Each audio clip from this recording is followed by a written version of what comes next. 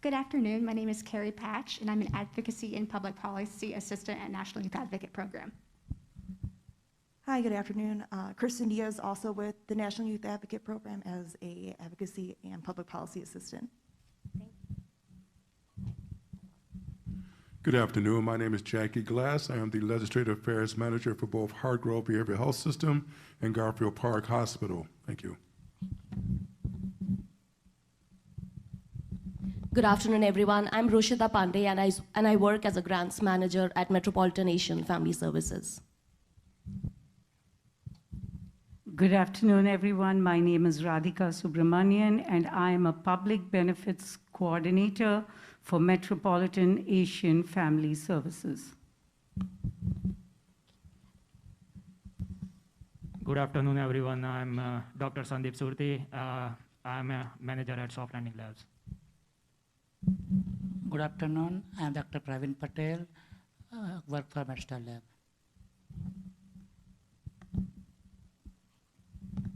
Hello, everyone. I'm Erin Brumfield-Grima. I'm the Director of Behavioral Health at Pioneer Center for Human Services.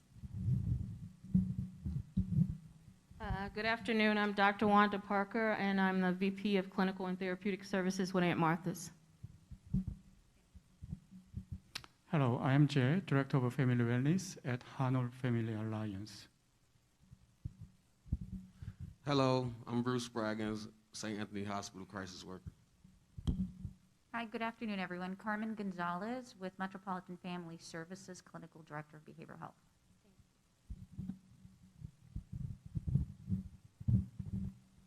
Good afternoon, everybody. I'm Ramesh Nagul. I'm from Insoftec, Dr. Cloud HR from Portland, Oregon. Good afternoon. My name is Sherry Olowopopo-Hardrick. I'm the Interim Senior Director for Behavioral Health for Ada S. McKinley. Hello, I'm Kelly Epperson. I'm Vice President and General Counsel at Rosecrans.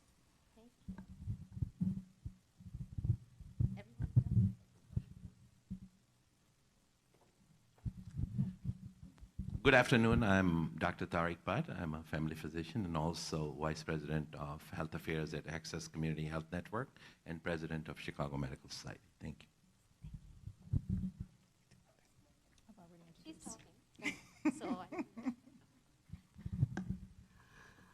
Hello, I'm Santosh Kumar, the founder of Metropolitan Asian Family Services and the treasurer of a coalition of a limited English-speaking elderly. Thank you. Hi, Neil Patel. I work with Medstar Laboratory. Hi, good afternoon, everybody. I'm Dr. Vijay Prabhakar, the founder chair of Congressman Danny Davis's Multi-Ethnic Advisory Task Force and the chairman of American Association of Multi-Ethnic Physicians. Thank you. Now, did we get everyone? I think we did. The table is set. How about that? Give yourselves a great hand for even showing up today. This is all about us, healthcare providers today. This was put on for our benefit, and we are going to absorb everything, and starting with what Congressman Raja mentioned, bringing that money back here for us. That's what it's about. That's good congressman work. So next, we're going to have our greeting for today. And our greeting is going to come from Neil Patel, the CEO of Medstar Laboratories, again. And Neil is a successful entrepreneur, CEO of Medstar Laboratories, one of the oldest and comprehensive clinically owned laboratories in the state of Illinois, and that is impressive because most of us use outside labs to get our work done. So we need to bring that money back here. Neil Patel is the chairman of the Indian American Business Coalition, vice president of the American Ethnic Coalition, and one of the founding members of the Citizens Action Alliance for Behavioral Health. He is also a resident and constituent of Congressman Raja's 8th Congressional District, a community philanthropist, and you are such a gracious host, and it is my honor to bring you to the podium. Raja. Give him a hand. Thank you, Ambassador Green. Am I too loud? I want to welcome everyone this afternoon. Behavioral health care has engaged everyone's attention these days. It's been predicted that by the year 2030, behavioral health will be America's greatest challenge. I'm happy that all of you have come together to engage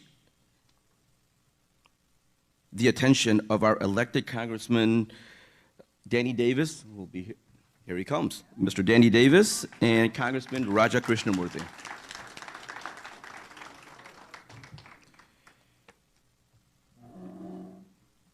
It was Henry Ford who said that coming together is the beginning. Keeping together is the progress. Working together is the success. Medstar wishes the best for this meeting and is happy to be part of this Action Alliance. Personally, on behalf of Raj and Medstar Laboratory, I would like to congratulate each of you for this amazing work that you are doing for our community.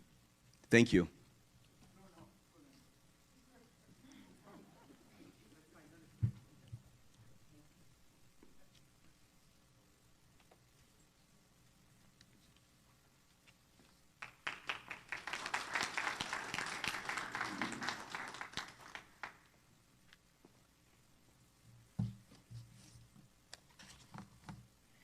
Neil is a man of few words, but he speaks them very well and intentional. We thank you. We thank you, Neil. So we have the star in the room now, Congressman Danny K. Davis. What an entrance. Thank you. Thank you so much. And he is timely because it is time to introduce him, and it is time for us to have our word of welcome. And this is going to come from none other than Congressman Danny K. Davis. The Congressman, as you all know, as the father of community in the United States, has a long legacy as being in office for nearly 50 years. That's a long time. And currently, the member of the U.S. House Ways and Means Committee, and are you the chair, Congressman? Senior member, okay. And also the chair of the Worker and Family Support Subcommittee. And he has been in Congress for the past 28 years. That is so impressive. Man knows everything, and he cares about us. And over all those years, he has never, ever stopped trying to figure it out, make it happen, because he cares about what he does. And actually, we are all gathered here today because of his initiative, his leadership, and his multi-ethnic advisory task force, and his vision for a healthier America. Thank you, Congressman, for putting this together and having all of us leaders at the table today under one roof. I applaud your thinking beyond your 7th Congressional District and being inclusive of the whole greater Chicagoland. I proudly introduce you to come to the podium and give us our welcome. Give it up for him. Thank you. Thank you. Thank you. Thank you very much. You know, my mother always told us, my mother always told us that flattery, like perfume, is to be smelled and not swallowed. So let me thank you for your kind words. Let me also welcome all of you to what I consider the most interesting piece of geography in North America, pressed into what is a political subdivision. And that's a place called the 7th Congressional District, which begins at the lake downtown in the Chicago Loop, comes all the way out to this area, to the end of Cook County. We call this the western suburbs: Maywood, Bellwood, Broadview, Hillside, Berkeley, Westchester. Also goes all the way out to Inglewood, going south, and of course the Gold Coast north. It is home to 24 outstanding hospitals, 4 medical schools, some of the most impressive medical facilities in America. 2 of our hospitals are always included in the top 100 hospitals in the United States of America. Loyola, right down the street, is one of those. Behavioral health is one of the greatest needs that exist in our society. So to see that you are engaged in the advocacy for greater awareness, greater understanding, greater funding, and greater recognition. I was reading the newspapers on my way out and saw where a fellow who had been a former National Football League player had just shot and killed 5 people. Now you wonder what in the world would cause a star football player who probably had made as much money in one season as most people would make in a lifetime, doing shooting and killing 5 people. We're trying to figure that out, trying to find it out, because we don't really know. We know that there may have been all kind of different contributing factors, different reasons: uncertainty, unhappiness, unaware. So as you search for solutions, I welcome you to join with each other, which is what you're doing, to try and find answers to some of the most pressing problems that our society has ever needed. I commend Medstar for giving us the opportunity to be in this facility, and I commend them for the tremendous work that they do, helping to find the solutions that we are seeking. Have a good day. It's a pleasure to be with you, and thank you very much.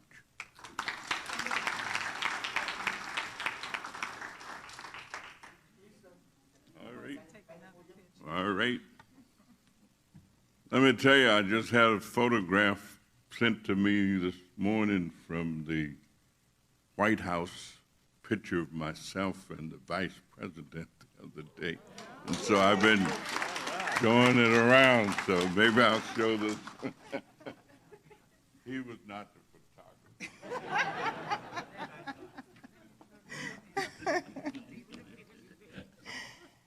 Okay. So thank you, Congressman Davis, for those profoundly spoken words of welcome. We certainly appreciate everything you do, and it is so befitting today with our theme being Race to Increase Funding for Behavioral Health in Chicagoland, and they're hitting it at the mark.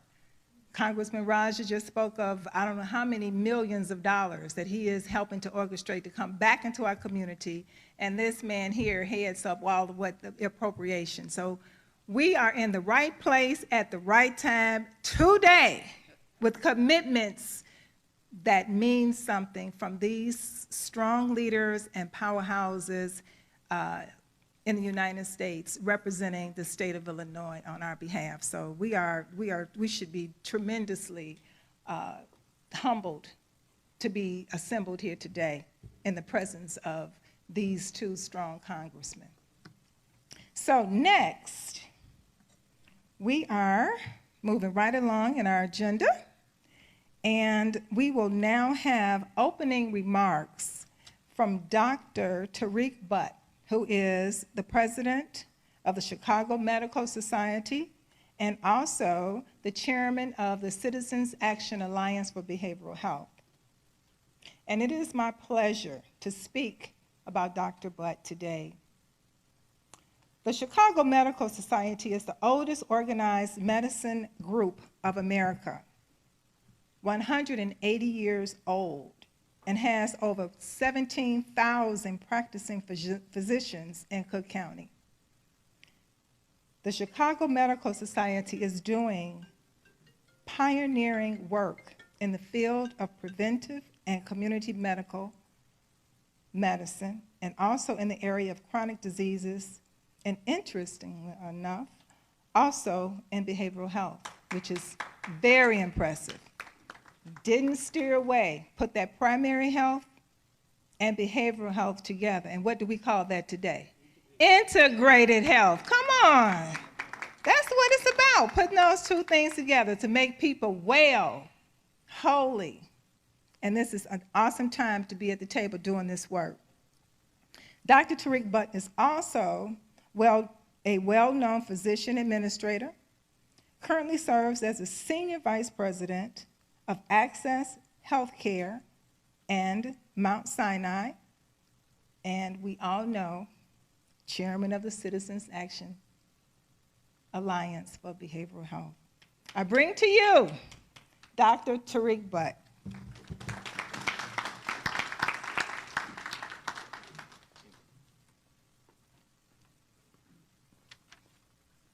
Good afternoon, and thank you for that generous introduction, Ambassador Twain Green. And Honorable Congressman Danny Davis, you know, I live and work in your district. It does stretch a lot, and you always do so many great things. Because of you, we have community health centers, FQHCs. That was done 50 plus years ago, that he's the founding member, and we all are sitting here at Howard Brown or PCC Wellness or Aunt Martha's of the world. So, you know, I mean, it's a great, great afternoon for us to get together, and I want to do some acknowledgments. I want to thank, you know, Dr. Vijay Prabhakar, who's really orchestrated all of us to be here, so let's give him a round of applause. And Neil and Raj Patel, you are really, really traditionally carrying your you know, ancestral values and bringing, you know, these services to much needed communities at such an affordable and accessible way that, you know, most of my patients who cannot afford to go anywhere, they come to Medstar, and thank you for doing all of that.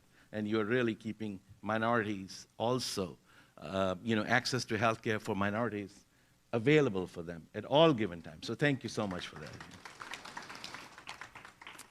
And today we have really gathered here for a very, very important and critical cause. As Dr., I can call him Raja, but doctor also is his wife. But Raja Krishnamurthy, Congressman, mentioned about, you know, behavioral health and its significance. And it goes back a long way. You know, one of the founding members of America who signed the Constitution of America was Benjamin Rush. Very few people know about him, but he was a great doctor. He was the first one to figure out that, you know, behavioral health is a little bit different than health, you know, general health burden of diseases. Because at that time, when he was in 1776, he signed that, you know, so you can imagine that was a long time ago. At that time, people used to just put these folks into isolation. And that's what really was the only kind of treatment available. We have come a long way, but we have a long way to go. And the reason is that as Dr. Prabhakar is very involved with World Health Organization, Benjamin Rush's, you know, approach to these patients helped us shape behavioral health over a period of time. And we started treating these patients. And still, the thing is, a lot of folks don't know they have any emotional or behavioral health problems. As Congressman Raja Krishnamurthy mentioned about even healthcare providers, even physicians, you know, Chicago Medical Society keeps doing surveys. And what we find, the burnout, we see suicidal rates going up in physicians. Congressman Danny Davis just shared with you about a football star, you know. It wasn't unusual for those stars to have concussions and not know that they had emotional problems. We saw a lot of those things happening, unfortunately. Because one of my patients, I can give you one example, that she used to come to me for treatment of hypertension. You know, I started giving her one pill because that's the way you always do. You know, I started adjusting her medication, doing her labs, trying to figure out what was going on. Everything I did was just normal. You know, there was nothing abnormal to continue to really add medications to her blood pressure medication combination. And then one day, and I used to ask her all the time, do you have any stress? Do you have any anxiety? What's bothering you? And she will say, nothing, you know, I'm fine, I have a job, I'm reasonably, you know, well off. And I said, any issues at job? She said, yeah, here and there. Then I found out, I said, you know, everything I asked her, eventually I came to the conclusion, nothing is working. I sent her to the specialist, subspecialist. And then I added one anxiolytic. And it started bringing down her medications. And I was amazed that I took her off all the medications because now I had the right medication for her. And a lot of time, these problems lead to a lot of things. So that's why World Health Organization asked that we should make behavioral health as part of the public health policy and also social policies. And that's why we are happy we have Congressman Davis in the Congress for us, who really promotes this cause every single day. He brought, with Raja Krishnamurti, Congressman, $1.2 billion, but that's good, that's great, and we must give them a round of applause. But at the same time, I know that Congressman Danny Davis will continue to fight, and Raja Krishnamurti will continue to fight to bring more money, because it's not without resources that we'll be able to address all these emotional and behavioral challenges and come up with a great integrated health home, which we need for every patient, where they can go and feel that they are in a trusted setting where they can share everything with their physician. And their physician is also emotionally in a great shape. And we all want to be in great shape. So I like to conclude by saying thank you so much for joining. These voices, you know, together will turn, you know, these whispers turn into roars, and they'll become more noise, and those noises will go to those congressmen and senators who do not have good ears like Congressman Danny Davis and Raja Krishnamurti. So thank you so much for coming.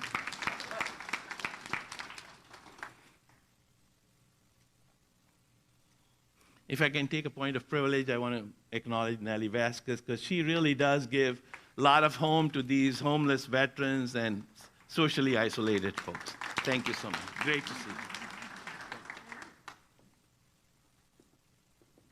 Thank you, Dr. Budd, for those wonderful words. We are so excited to just have the right people here today giving us words of encouragement, motivation to continue to do what we do.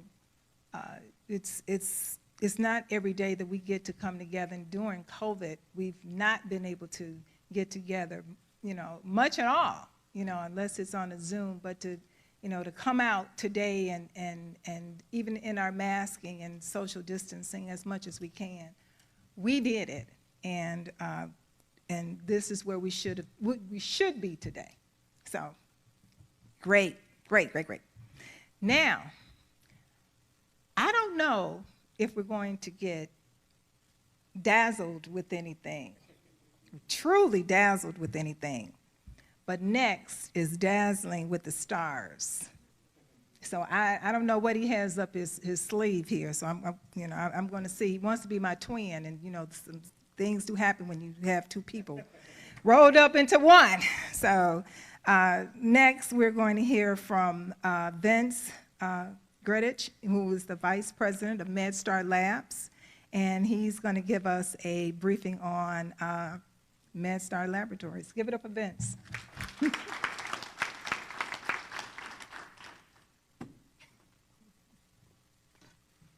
Good afternoon. Twin, I think you missed it. It's Dancing with the Stars. Would you come out and be my partner? Good afternoon. My name is Vince Gredich, and I'm with Medstar Laboratories, a.k.a. Soft Landings. A little bit on my background. I've been here for about 1.5 years. I met the Patel brothers, Neil and Raj, probably 20 years ago while I was working as the vice president of laboratory for ACL Laboratories, Advocates Lab. They were my reference lab, or I was their reference lab, because labs have to send some work out that they don't do to bigger labs. I then moved to Wisconsin Diagnostic Laboratories, which is owned by Froedtert Healthcare and the Medical College of Wisconsin up in Milwaukee. And my friends, the Patels, joined me, and we moved up to Wisconsin Diagnostic Laboratories. Along the way, Neil and I always joked that one day we're going to work together. And so here we are. I moved back to Chicago, where I'm from, and I'm proud to say I'm working with Medstar Laboratories. So as a testimonial for Medstar Laboratories, I'm probably a living, breathing, walking, live testimonial, because after 20 years of working with them, I can attest that they're a quality, ethical, integrity organization that I'm proud to work for. So, for starters, now you might wonder why we're talking here and what's the fit with Medstar. Well, maybe some of you don't know, but the major diagnosis tool, the major tool that physicians use to check on people with behavioral health issues or any medical issues is the EMR, your electronic medical record. And did you know that 70 to 80% of the electronic medical record is made up of laboratory results? So labs are a critical piece in diagnosing and structuring care for people. So we hope to be able to help you along the way as you get more funding to help more people, to help develop plans and ways to do that. Now, having worked for some of the big companies, I can tell you one of the big advantages we have here at Medstar Soft Landings is our ability to be nimble. I used to kid Neil all the time that working for ACL in the big hospital labs was kind of like being on an aircraft carrier. And it takes an aircraft carrier 4 to 5 miles to turn around. With Medstar, we're kind of like PT boats. We can be very nimble. We can help you. We can facilitate customized plans that you need. Be there. We're local. We live in the community. We are a small business, minority owned. So I think we cover the bases, and we can be a big help. That's what we're here for. A couple other things to note.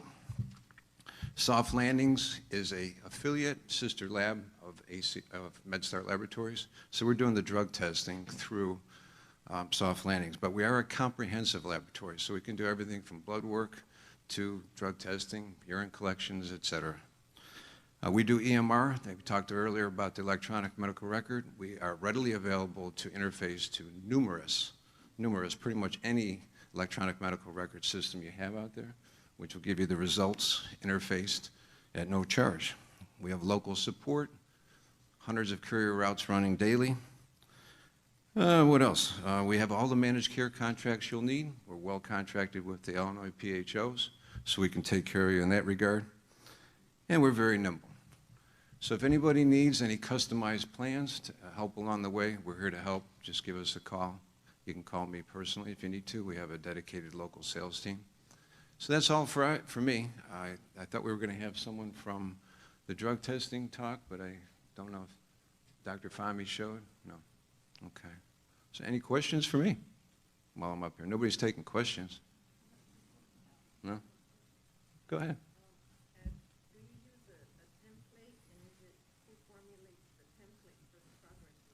For the progress notes, you can actually influence that yourself. So doctors typically will set up panels that they might want to run, anywhere from individual 5-panel, 10-panel standards, and we set that up with you to make it easy to work with. Mm-hmm. Glad I could answer that question. I left myself wide open. Yes, ma'am. For fentanyl, yes, we are. I don't know that there's anything we don't test for at this point. Challenge us, you know. If there's a need, we will develop it. Anyone else? Yes.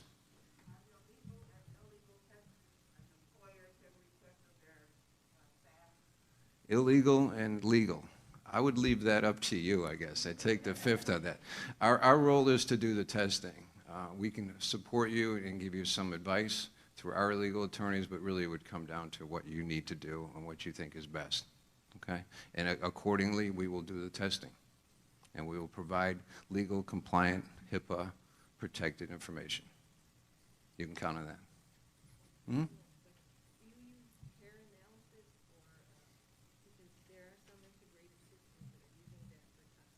Mm-hmm. Because there are a lot of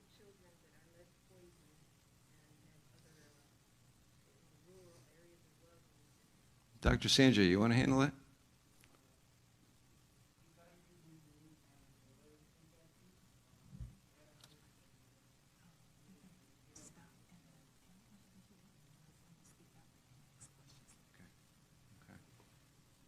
Well, as Congressman Davis said, the food should be smelled and not digested, and I realize I'm one of the last people in the way of you eating your food.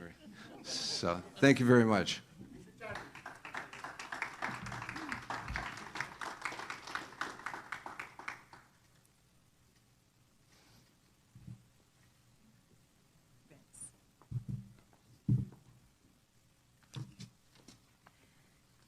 Well, he didn't dance, but he did do something wonderful, didn't he? Thank you, Vince. And any questions that you may have that you didn't get an opportunity to ask Vince, there will be time to do that this afternoon during the other session, the provider session. So just hold on to your questions, and they will get answered today, among others that you may have. Next, we have on our agenda the World Health Organization Day Update 2021. And this is going to be presented to us by none other than our very own Dr. VJ, who is the chair of Congressman Danny Davis's Multi-Ethnic Advisory Task Force and our president of Citizens Action Alliance for Behavioral Health. So keep your ears tuned in as Dr. VJ, he will talk to all of us and sharing some very significant, I don't want to spill the beans, but our governor is actually being bestowed an award for excellence. And Dr. VJ is going to speak on all of that, and he can do it much better than I can. So I am going to, at this time, present to you our very own Mr. Personality, Mr. Enthusiasm, Visionary, and all that energy rolled up into one, my friend, Dr. VJ.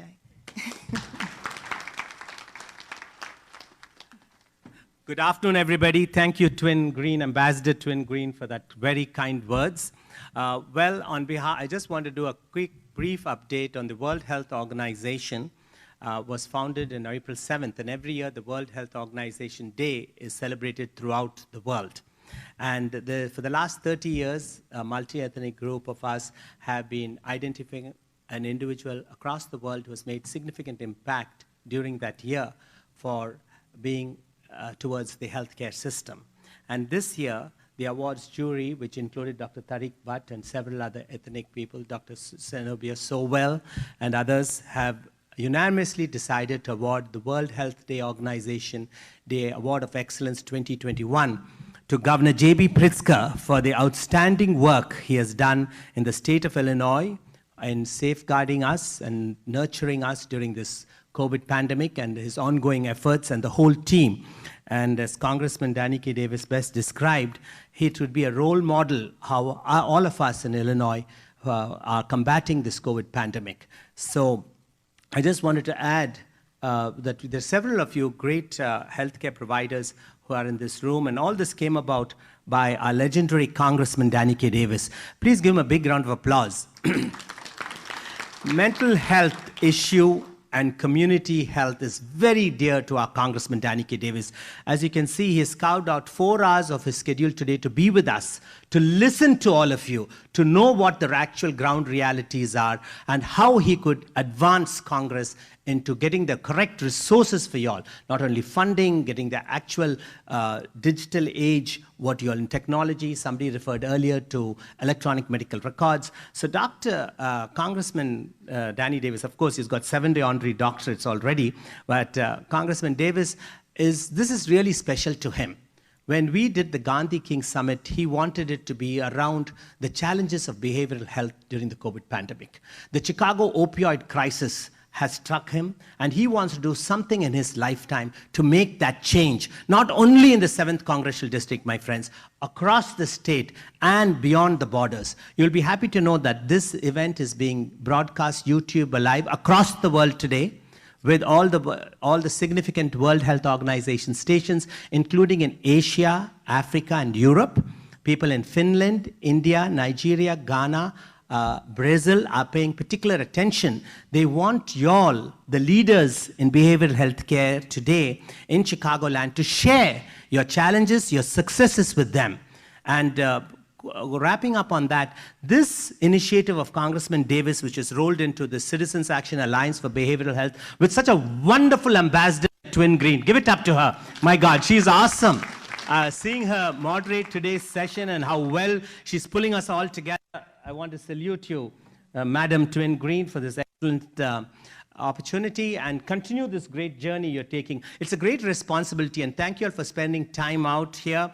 We are going to do Zoom calls. Those of you all who are interested to share your thoughts with your counterparts across the world, please feel free to contact me or Ali Dhanraj, who's there. She's the CEO of Metro Events, and she's going to put across a delegation of behavioral health leaders from Chicagoland who will travel to overseas countries like India, Brazil, Ghana, Nigeria, and Finland. We're going to do 5 different sorties under the leadership of the Congressman Davis. He wants this to go across the globe, not only what you're doing here. So those of you all who would like to be interested, we are over the course of this year and next year, we'll be doing that with the pandemic. And I would like to just to bring to attention of Congressman Davis the different behavioral health providers who are present here today. We have Gateway Foundation, Hanul Family Alliance, Counseling and Youth Development Services, A Safeway Heaven Foundation, Martha's Health and Wellness, Ada S. McKinley Community Services, the National Youth Advocate Program. We have the Howard Brown Clinic, the Heartland Health Alliance, Edwards VA Hospital, Asian Human Services, Bobby Wright Comprehensive Behavioral Health Center, the PCC Community Wellness Center, St. Anthony's Hospital, Pillars Community Health, Hartgrove Hospital, West Garfield Hospital, Pioneer Center for Human Services, and Rosecrans Health Network, all the way from Rockford, Illinois, who's also joining us physically here today. Thank you, guys. And also we have the New Life News Solutions, we have St. Anthony's Hospital, and we have Rush Presbyterian Hospital and Mount Sinai also with us today. So thank you all, and hope it's going to, I know we are going to have a lunch being hosted by Medstar from Maggiano's, and then the floor is open to you all. Please give your input. It's being recorded, and Congressman Davis is here to listen, and he wants to act. Thank you all. Let's all think globally and act locally. Thank you all so much. Thank you.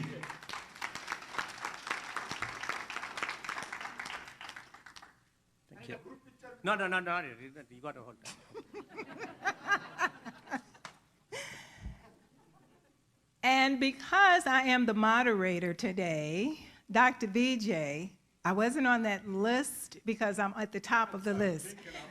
The Lincoln Option Center, all the way from South Suburban Cook County and reaching all the way north and west into the Congressman's district as well. So we are here too, the Lincoln Option Center. Don't forget that name now. Okay. So we are moving right along in our program. And because we're talking about the digital age, this is the right time now to present to you the Behavioral Health in Digital Age by Ramesh.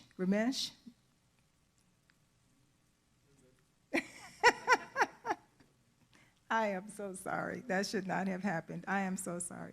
Ramesh Nagel, Chief Technology Officer for InsoftTech. This organization, I must tell you, are state of the art. They really are. I have personally seen their work, and I would encourage all of you to contact him and just to see what they do and see how it could possibly make a change in what you do. All the way here from Portland, Oregon, I think that's impressive, to travel here today to be with us.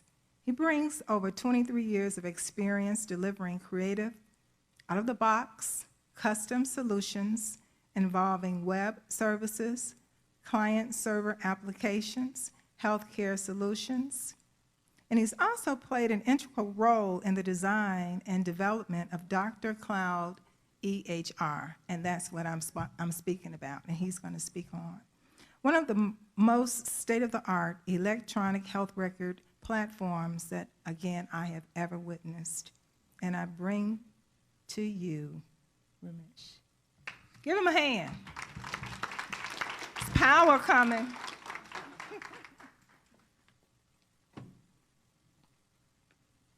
Thank you, everybody. Thank you for the kind words to Ambassador Green.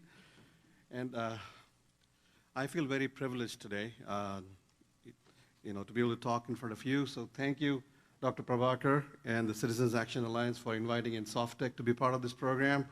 Being able to talk in front of Congressman Davis, Congressman Raja Krishnamurthy, and you all esteemed folks. As I thought about what I should say today in terms of behavioral health and, in this digital age, everything that you do, changed last year. Everybody had to get up in a hurry and figure out how they could do Zoom, Zoomies has a completely different meaning now. So our goal at Softtech and Dr. Cloud EHR is to be a partner. That's our focus. Our focus is to be fit and helpful. So in terms of providing you with solutions, for the problems that you have to solve, being able to provide whole person-centered care, treating the person wholly, being able to look at medical information, bringing the integrated care into the mix. Our goal is to put together solutions that work for you on a day-to-day basis. So I'm here today, we're here to be able to answer questions, provide you with information that you might need so that you can put together solutions for superior care delivery. As we built Dr. Cloud EHR, what we noticed is in the behavioral health world, there's a lot of solutions out there, but you cannot go to the local Best Buy and buy your box of EHR, install it, and boom, it works, right? It's all there. No, that's not true. As a platform, being able to do the things that you do, see patients, take care of them, do your notes, get paid for what you do, and then do that all over again. So I have renewed respect for the space that I'm in, and like I said, very grateful and privileged to be here, talking about Dr. Cloud EHR and what we can do in the behavioral health community. So thank you so much.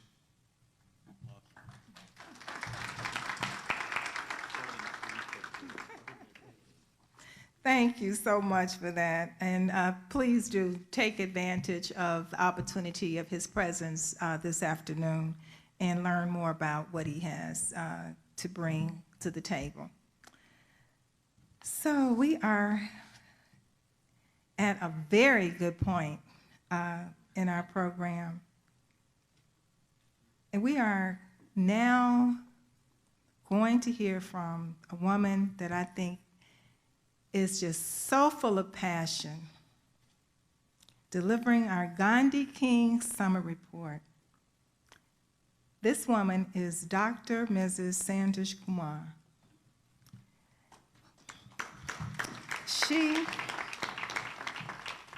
I'm going to present you well, my dear. Just hold on a second.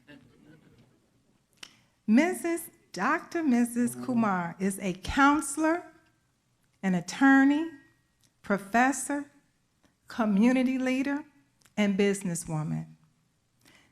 Mrs. Kumar is a woman of passion for others, greatness in her dedication to service and community. Her restless efforts to wipe out injustices in society gave her the honor to be referred to as Mother Teresa of Chicago. In her service, Ms. Kumar, let's welcome her to the podium. Thank you, Ms. Green. Ambassador Green, that's not she doing a wonderful job? First time commemorating? We are so proud of you. You have done a wonderful thing for this summit. Good afternoon, all of you, and respected, our Honorable Danny K. Davis, Congressman. She wants me to report the last summit we did. The historical Gandhi King Legacy Roundtable Summit was held on February 26 in Naperville. The summit was held to commemorate the Black History Month and the 73rd death anniversary of Gandhi. The theme of the summit was how to see the challenges of the behavioral health, which we are seeing right now very vividly. What better way to commemorate and celebrate the King and Gandhi legacy than, by the challenges of the behavioral health. The singular result we found by this summit is how to continue and strengthening the behavioral health community and the care providers, and like you. The need, all the behavioral health providers and across not only Chicagoland, but beyond the borders, which we are seeing now.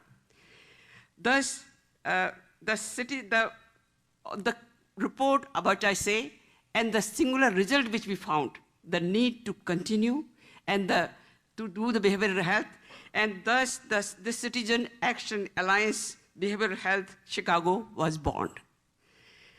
As Dr. Prabhakar says earlier, that the historical epoch-making event on February 26 is echoing today across the border, across the India, Africa, and Europe. And you see that recent time, as Dr. and the Congressman Raja says, that we could not talk about mental health and behavioral health before in our Asian culture, South Asian culture especially. Now we are starting talking. When our sportsmen are committing suicide, when the star people of film world was committing suicide, especially Sushant Singh, if you have heard that recently. Now we are making a kind of environment to talk about this. This is happening. This is true. There's nothing to ashamed about it.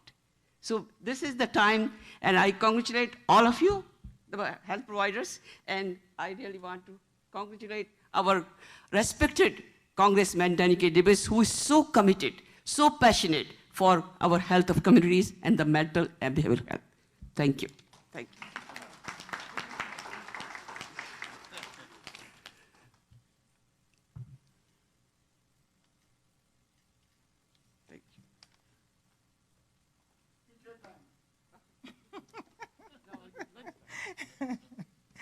Thank you, Dr. Kumar, for those wonderful words and your report, perfectly on time. So it is almost the lunchtime hour. I would like to make an announcement. Our next event, mark your calendars, we don't have an exact date right now, but it will be in June. And we'll be bringing together all the CEOs along with all of the managed care organizations, because we have some significant problems with our MCOs, and we are going to have an opportunity to be at the table with them and figure out what is wrong and how we're going to fix that big problem. Do you agree? I do. So the next event will be spearheaded by Dr. Butt, Teresa Butt, and hosted by the Lincoln Option Center. So we will make sure we get you the next date and location as soon as we can. I smell food. I smell food. Well, let me just say this, and then you can have the picture. So we're going to, after the picture, we're going to break for lunch, and we'll come back at what should have been 1:30, but we're a little behind. We should have been coming back now. And then the next item on the agenda would be the provider speak out session. Housekeeping, if you don't know that the restrooms are right around the corner from the elevators. So now, I'm going to let Ali come and talk about lunch. Hey everyone, lunch is being served. The salads are here. You have the entree there. You have some drinks there. If you need anything, let me know. The plates are there as well. Anything you want to know, you need, please contact me. Thanks. Enjoy the lunch. Yes. Okay, now picture time.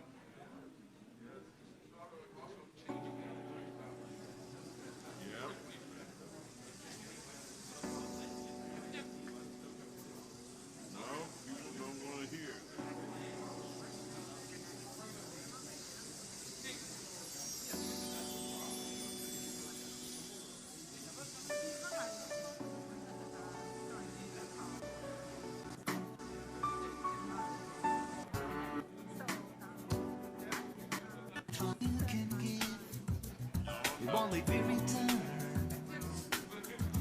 to you. Have you ever felt the sunset? It's full of hope and answers. Let yourself go free and be drawn into these good vibrations. There is nothing here. It's not in constant change. This can come with something. Daylight comes to night. Nighttime. Have you ever felt the sunset? It's full of hope and answers. Let yourself go free and be drawn into these good vibrations.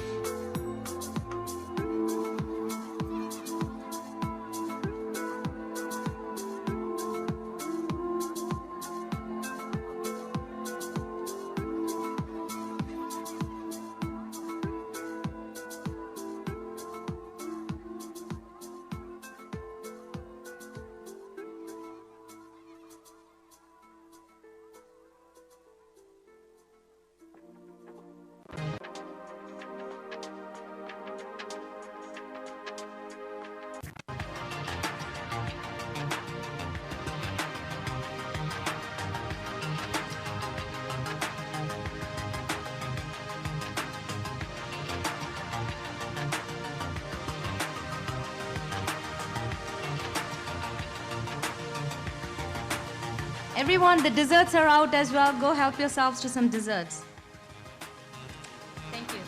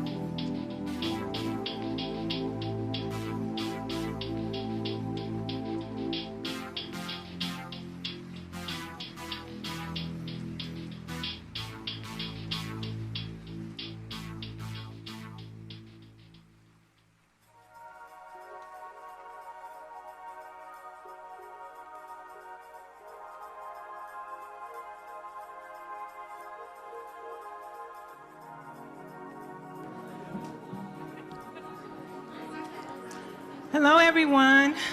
Just want to give the 10-minute countdown. We're going to get started back up again in about 10 minutes. So take this time to do your last-minute due diligence for yourself, and it'll be time for the last portion of today, the behavioral health providers speak out. 10 minutes.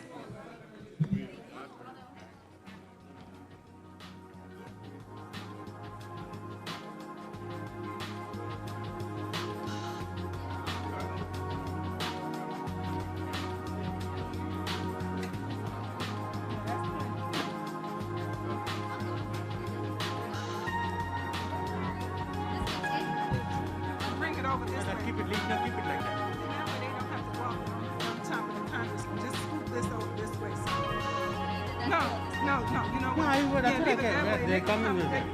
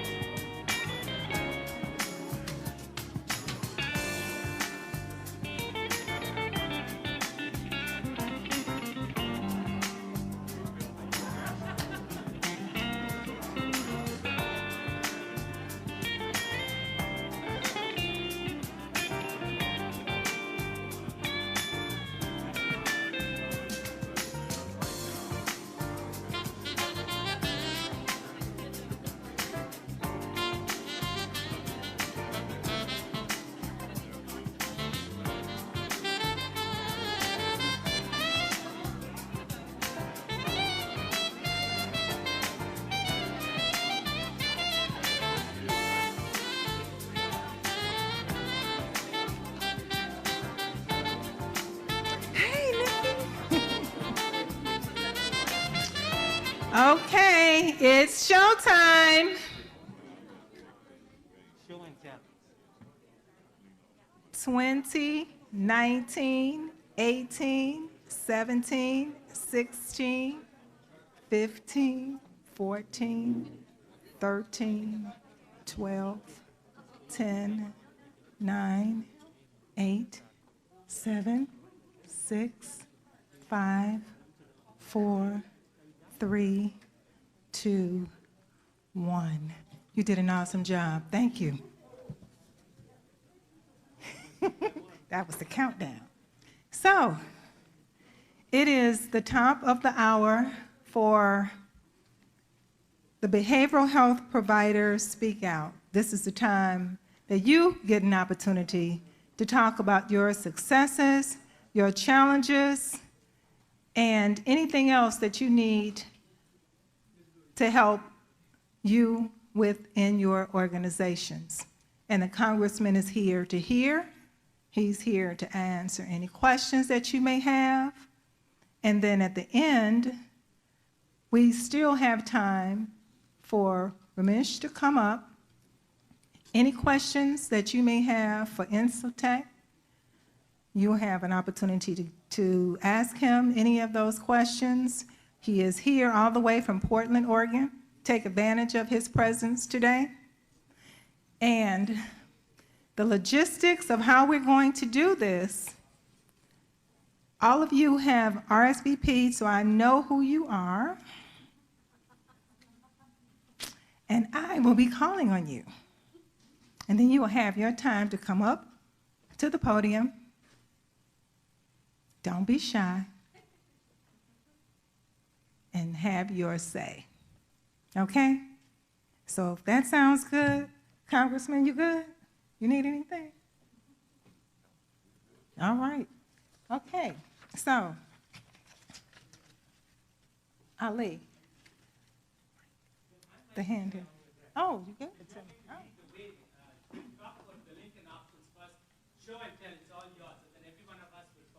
Oh. Okay, then. Okay, so for all of you that were here in the beginning and you heard my intro of my organization that I founded, and it is the Lincoln Option Center. And we're a community mental health center.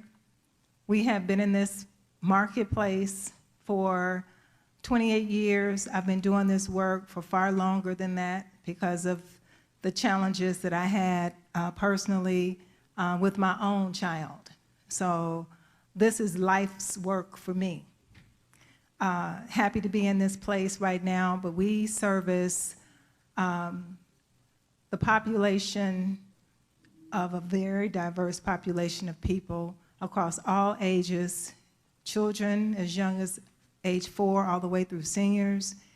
Our catchment area is South Suburban Cook County and Chicago and the west side of Chicago we service as well. So far-reaching footprint everywhere. There is a great need. We all are in this together. We all are serving everybody in the state of Illinois. And some of the challenges and successes that I would like to just speak about. The success, I think I'll start with first. This pandemic time was a good time in a lot of ways for the Lincoln Option Center because it gave us an opportunity, believe it or not, to do a lot of capacity building, and we experienced tremendous growth within the organization. So COVID reared its ugly head in a lot of ways that I wish had not happened, but am also grateful for the time that it gave the Lincoln Option Center to do some other work. And so in that, there are some challenges, and I'll speak to some of those challenges, and this is one of the reasons why I decided that we needed to have time with the MCOs. MCOs are not giving the providers the support that they need in a lot of ways. We're responsible for those lives, and we happily take care of all of the clients that we have because they're not numbers to us. They are people that we are committed to serve to the best of our ability, but we are not getting the resources that we need to make that happen.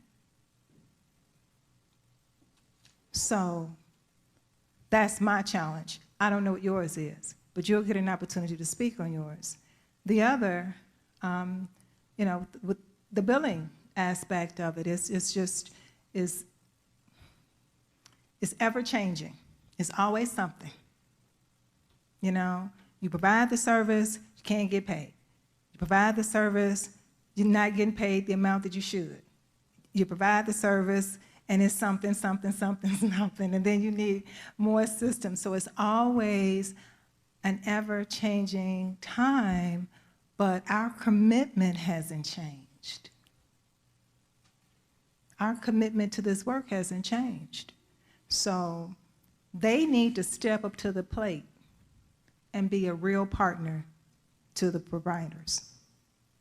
The other challenge is the fact that mine is competing with them for staff. They are just swallowing up all of the, they're swallowing up a lot of provider staff that we should have access to, because they're in a position to pay far more than we can afford to pay in a lot of instances. And we should not be competing with people that are already contracting with us to serve the clients. That makes no sense to me. So I'm not going to take a whole lot more time, but those are just my two, and I do have a litany of more, but I want to give you all, the Congressman heard mine, and I'll have my list of others to share, and you can do the same thing. If you have more than you can think of speaking on right now, get those to us, because this is what today is all about, okay? Hearing from us, okay? All right now, so, disclaimer, I did not put this list together. So if you end up last on the list, I didn't have anything to do with this.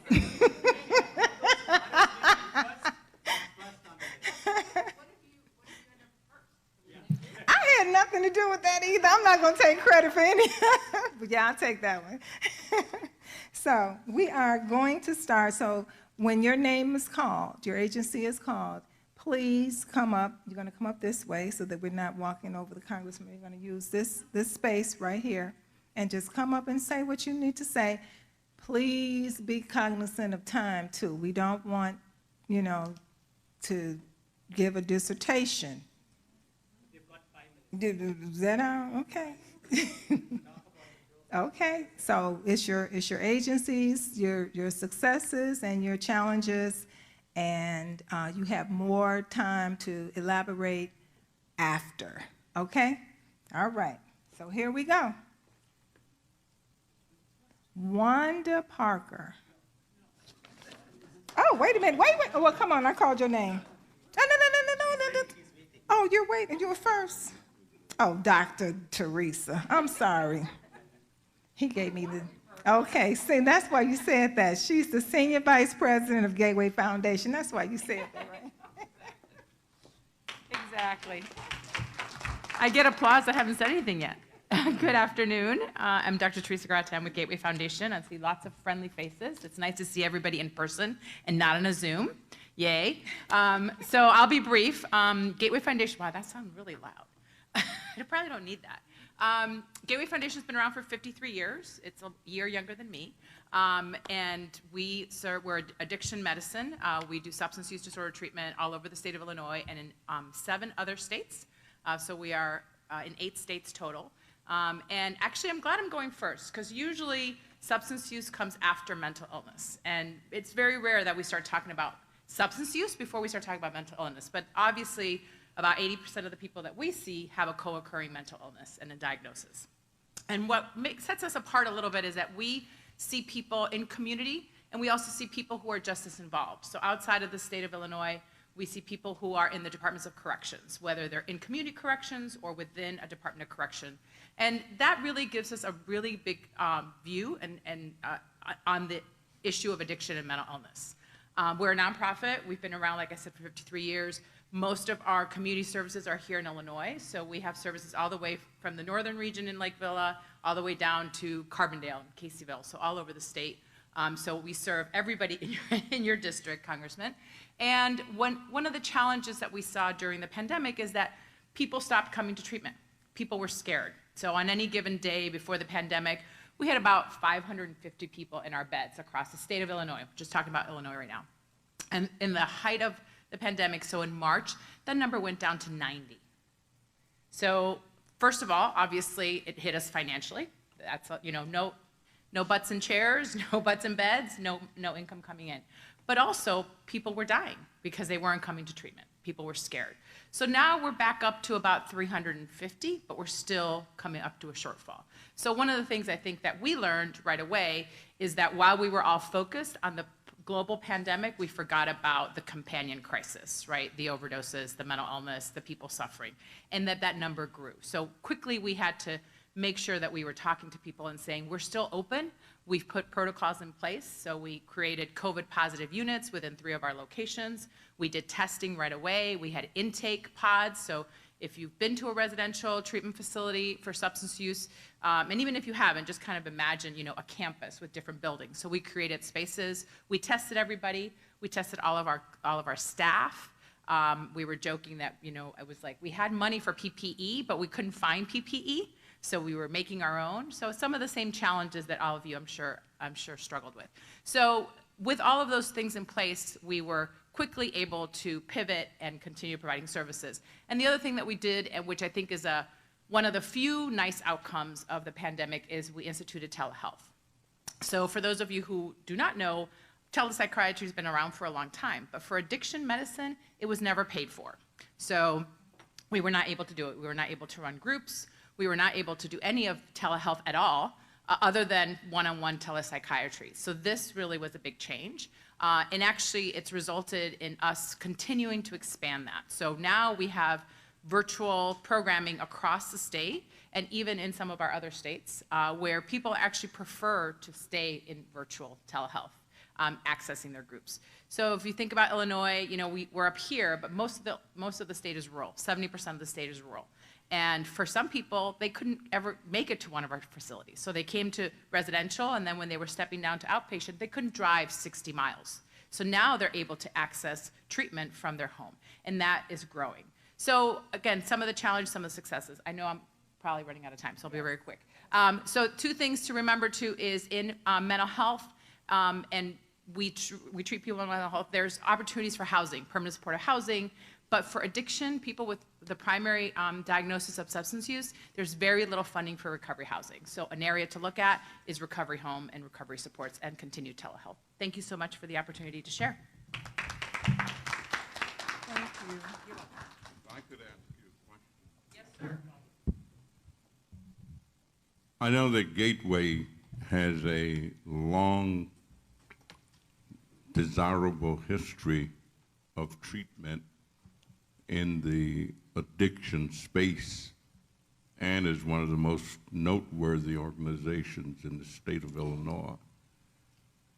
In addition to the treatment, I come from a school of thought that says an ounce of prevention is worth much more than a pound of cure. My mother, who never went to any school at all, used to preach that. What are we not doing in terms of substance abuse and the need to do? Because there are increases. I mean, rather than going down, it continues to go up in terms of individuals who become addicted individuals who are in need of treatment and end up getting it at a time when, you know, they way gone. Yeah. So what is it that we need to do that we're not really doing enough of that reduces it? That's a great question, and I think we could have a whole summit on that. But very quickly, I think there's a lot of stigma related to substance use and mental illness. So I think one thing we can do is tell stories and talk about it so that we end the stigma. Because when people become, addiction is a disease of the brain. It's an illness, but we don't talk about it that way. So we don't blame people if they miss their medication for diabetes, but we'll blame somebody if they relapse and go back into treatment. So I think stigma is a big issue. I also think, society makes it very acceptable to drink a glass of wine, or now we've legalized, sorry, don't mean to be political, we've legalized cannabis. So it's the messaging is, it's okay to do that. A lot of the people we see who have an opioid use disorder ended up that way from a legal way, right? They got a prescription. So I think the messages that society gives around the substances, whether they are legal or not, is critical. We need to start educating children early on, and also the stigma, I think, and I'm sure others can contribute to that. But I think societal behavior has to be changed. Thought process has to be changed. When you give the validation for drinking and marijuana, then anybody can go out of the control later on. And I also, people are dying of opioid use disorder, but the number one disease that we see is alcohol use disorder. Continues to be the number one. His question was why it is happening, why we are not doing something to stop before it's happening. Right. That we have to focus on. Yes, agreed.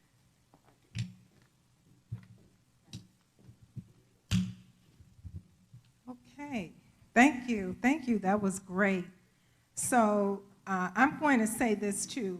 I may not call your first name because I don't want to mispronounce your name. So if I say your agency, that is the reason why I did not say your name. But I'm going to go next with Jay, the Director of Family Wellness and Operations for Hanul Family Alliance.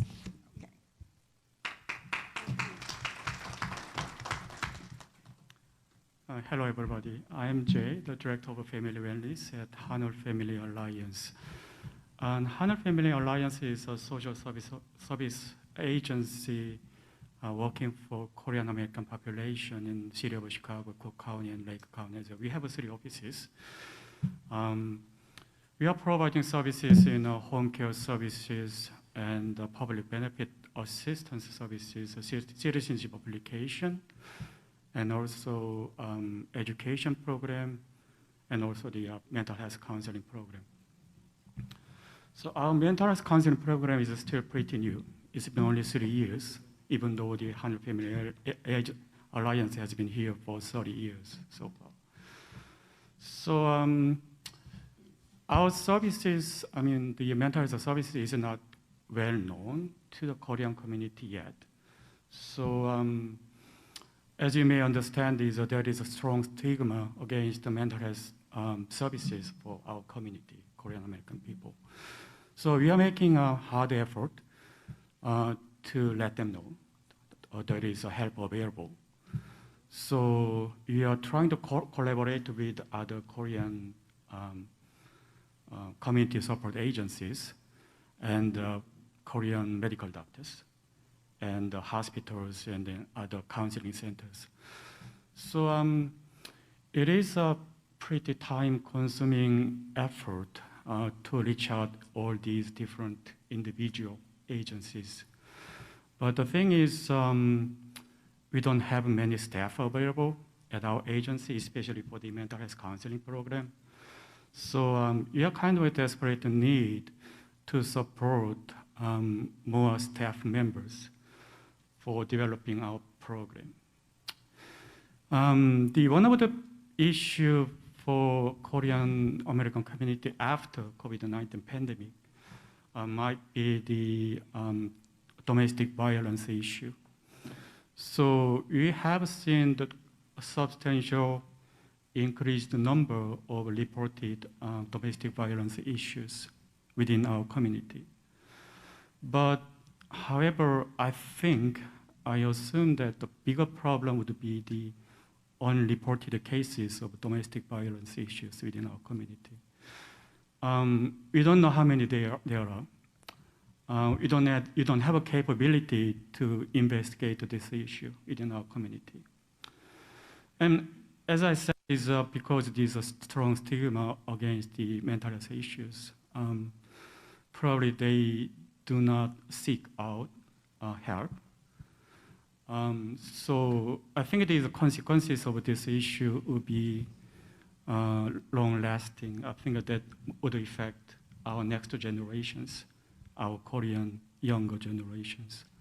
So we need some support, more support, to reach out our community to increase the awareness of the mental health issues. And it does affect every part of their life. But it is hard effort. I mean, but we keep trying. Okay, thank you.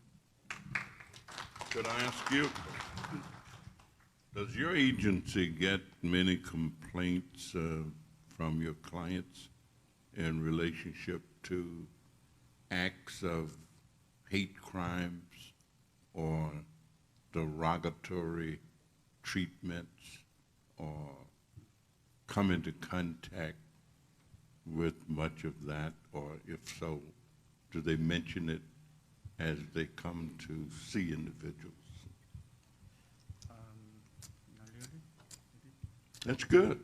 I mean, because hate crimes are being fostered on Asian Americans in many places throughout the country, as we just recently saw in Atlanta.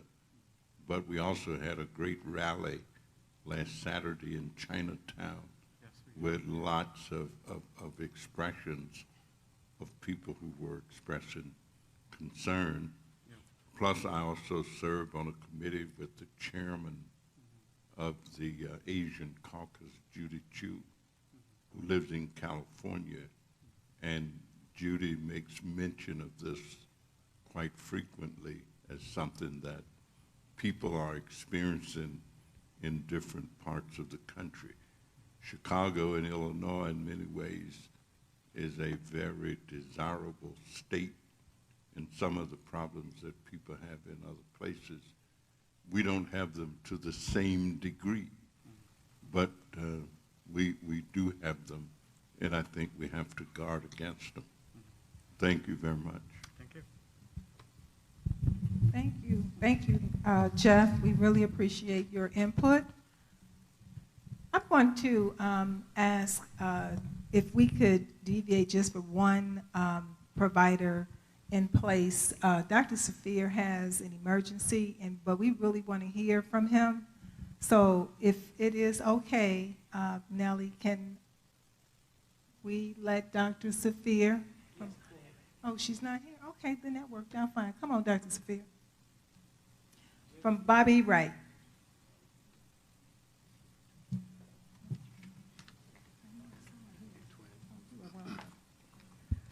Good afternoon, everyone. Thank you, Congressman Davis, Congressman Krishnamurti, and Twin for the great job you're doing moderating this. And thank you all for letting me go at this time. Unfortunately, I do have another meeting that I need to get to. I am the president and CEO of the Bobby E. Wright Comprehensive Behavioral Health Center. We are a comprehensive community mental health center, okay? Some of us, when we hear the word behavioral health, we're not quite sure what we're talking about. Are we talking about mental health? Are we talking about substance abuse? And what have you. And I think that it's important for us to recognize that we all have minds, and we all, at some point, have trouble in our minds.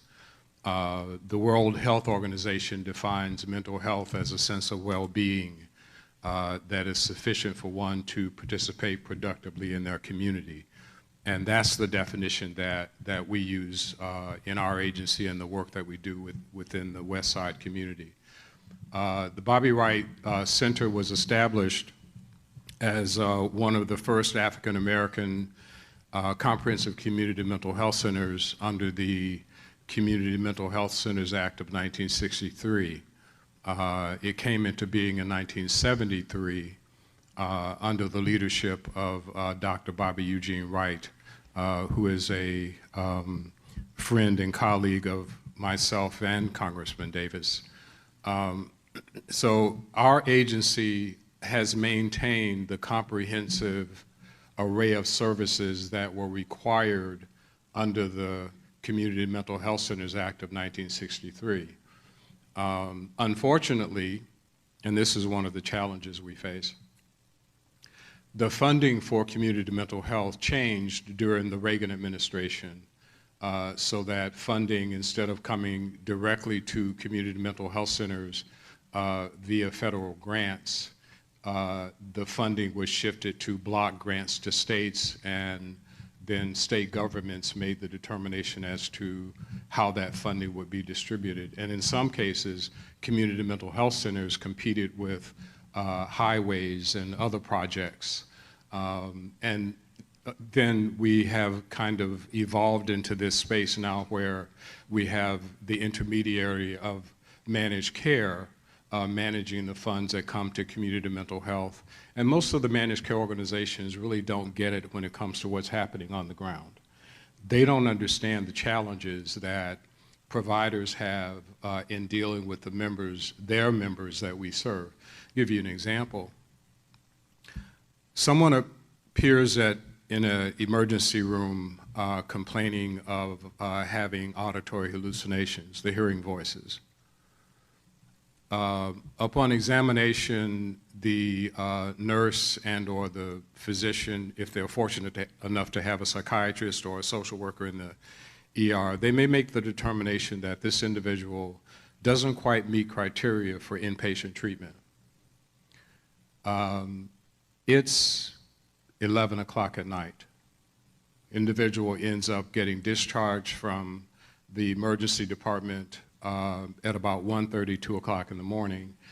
They're given a card saying, go to the Bobby Wright Center on Monday for an appointment. How does that individual get from point A to point B? They're also homeless. And so they end up in a homeless shelter. They don't get connected to care. And as a consequence, they continue to cycle through the high-end, high-cost services that are available to them in the community. So that's one of the challenges. The other challenge that we face is that many individuals with serious mental illness and substance use disorder end up being incarcerated at Cook County Jail for misdemeanor crimes like the #1 crime that's committed that results in incarceration is trespassing. Where are they trespassing? They're trespassing at O'Hare Airport because it's accessible, it's cold outside, they need a place to stay. They may end up in someone's doorway. They call the police arrest them, they status them, they end up in Cook County Jail. The other issue that results in incarceration is petty theft. What are they stealing? They're stealing food because they don't have food. And so we're arresting people because of the structural racism that has contributed to them being in a situation where they cannot meet their basic needs. Those of you who went to college, you all took Psychology 101, so you all know about Maslow's hierarchy of needs. I'm not going to give you a lecture on that. But if you don't have housing and you don't have food, you don't have a place to stay, we can integrate all of the systems of care we want. But ultimately, we've got to find housing for an individual. It is inhumane for someone to have to live in a shelter sharing a bed with 30 other people in a room. How do you self-actualize? How do you get to the point that you are feeling good about yourself, according to the World Health Organization's definition, that you have a sense of well-being when you don't have your own space. And I'm not talking about a luxurious home. I'm talking about having a private room with your own bed where you can store your own belongings and feel secure. This is the state of community mental health as we face it today. Something has to be done about this. We cannot continue to allow people to suffer in the way that we do, in the cold, not knowing where their next meal is coming from, and on top of it, having to deal with voices in your head that tell you to do things that you're having difficulty resisting doing. Come on, this is 2021. We as a nation and as people need to come together and put an end to this. We talk about racial inequity. It's the new buzzword, racial inequity, okay? We're going to correct racial equity on the West Side by putting money into helping the safety net hospitals develop a better system of interoperability when it comes to how their EHRs communicate with one another. That's not addressing the real problem.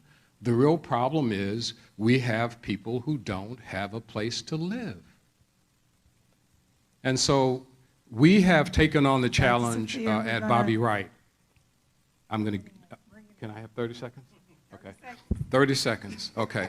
So we've established a pre-arrest diversion program where we are redirecting people from the police department into treatment.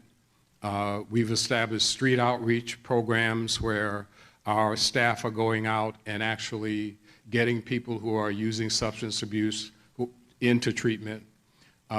We've integrated primary care, pharmacy, so we're just about at the point of having a completely integrated health home. The one challenge, again, the one thing I want to leave this group with today is the idea that we've got to find a way to fund people's basic needs. Thank you. Thank you, Dr. Safir. And if I might, all right.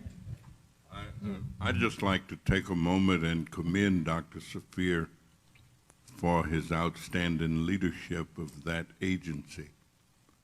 The politician Confucius said that he who tooteth not his own horn will find that same will not be tooted.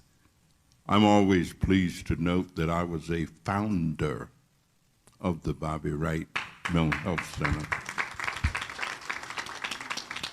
and that Dr. Bobby Wright and I were classmates in graduate school, graduated from the very same program, had classes together, had the same professors, and were indeed friends and activists in what we call the movement.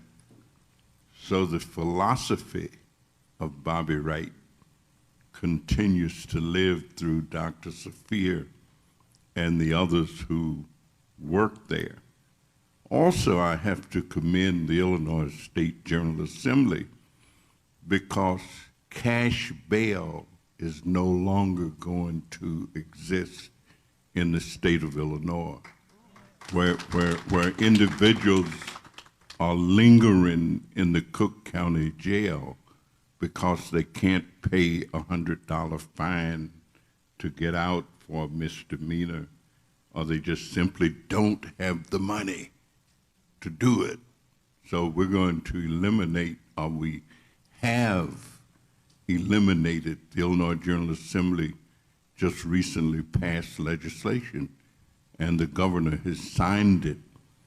We have passed it in the House of Representatives, and I'm pleased to note that I have been a national leader, along with a fellow named Willie Wilson, who put up a lot of money to fight no cash bail, and it no longer exists in the state of Illinois. And when the Senate passes the George Floyd Policing Act, as we've already passed in the House, it will become a national act once they act. So Dr. Sophia continued to do the outstanding work at Bobby Wright and espouse the philosophy of Bobby we call the Black nationalists. Thank you, Congressman. Next, we have Jeff from Counseling and Youth Development Services.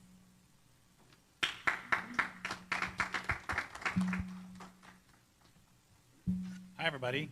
I'm actually from UCAN, and I'm with the Counseling and Youth Development Services program within UCAN Chicago. I don't know if anybody knows UCAN, formerly known as ULIC Children's Advantage Network, shortened, and we rebranded ourselves as a UCAN several years ago. So I'm with the Counseling and Youth Development Services program, which is our outpatient program. We also provide within our continuum, and we have a full continuum of care within UCAN that, well, one, we've been a 152-year organization, so obviously things have changed over the years, and we're now a full-service social service agency that does both youth and care services with residential, foster care, transitional teen services program, as well as teen parent service network for youth and care.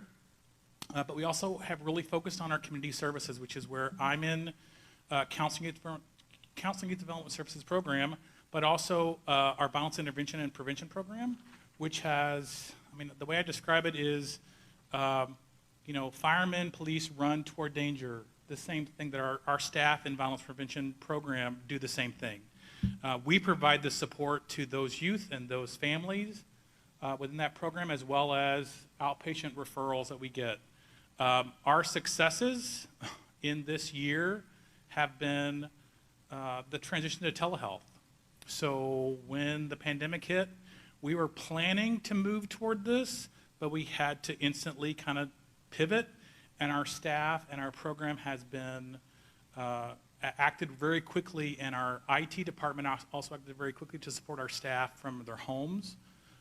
So the challenge we face is, I think what was said earlier about Medicaid. We are a fee-for-service program within Counseling Youth Development Services, and the challenge of that is we devote a lot of time to managing the expenses related to Medicaid and private insurance, because there's a lot of denials, there's a lot of held claims, and sometimes you don't know the reason, and each MCO has a different numbers for what you have, and you have to figure out what it is. So we devote a lot of time to that, and that's been a success, but it's also a challenge. I think the other challenge is, you know, we are in a lot of schools, which has been a change for the pandemic. But for us with schools, we're still getting referrals from schools, but we've lost a lot of youth that aren't engaged in schools. So those youth that we used to serve in programs aren't doing the remote learning. They've not returned back to school, so there's these kind of lost youth that we're still trying to engage, and that's where, again, where our violence intervention and prevention program is kind of focused on getting those kids back into services. But it's still just that awareness for all of us that there's that kind of lost population that has such a high need that just have not engaged with anything with the pandemic. So thank you very much. Thank you, Jeff. Wanda. Your turn. Aunt Martha's.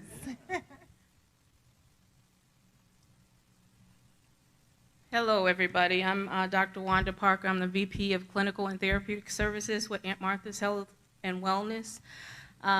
We have about 25 sites across the state of Illinois where we do primary care, psychiatry, primarily telepsych, therapy, dentistry, and care coordination. But we're also one of the only organizations in the state of Illinois where we are a child welfare organization and an FQHC. We also have foster care division, and we provide substance use services in the clinics as well. So I think that since we've been doing telepsych for many years, the success is that we were able to pivot relatively quick to doing an extended telehealth services with our therapists and providing telehealth visits for primary care as well. We've also been very busy doing a lot of COVID testing and distribution of COVID vaccine. So I see a lot of successes as it relates to patients that were not showing.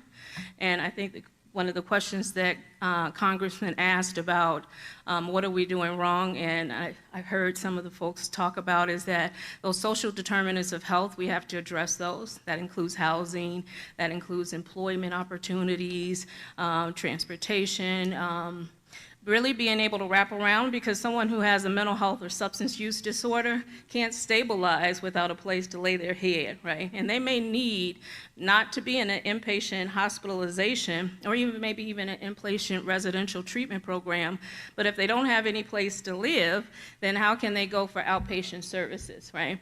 And how will they be able to keep their medication and make sure that they're taking it regularly and get to their visits? So I would say that there's funding that's needed for that. But additionally, I would say that we should, and this is probably because this is my own passion as it relates to trauma-informed care, because we don't take the time to think about the impact of that on health outcomes, and that's big, whether it be for our children all the way to our seniors. Additionally, I would say that there needs to be some funding for those that are underserved for technology, because I think that we've all realized how important having a smartphone or a tablet is in this day and age to be able to continue to provide those services. We saw a lot less no-shows for folks that would struggle to be able to get back and forth to their appointments. But now, you know, we still have some technological challenges that are there. So that would be my input. Thank you. Thank you, Dr. Parker. Okay, so we have, I'm going to try this. Sherifat?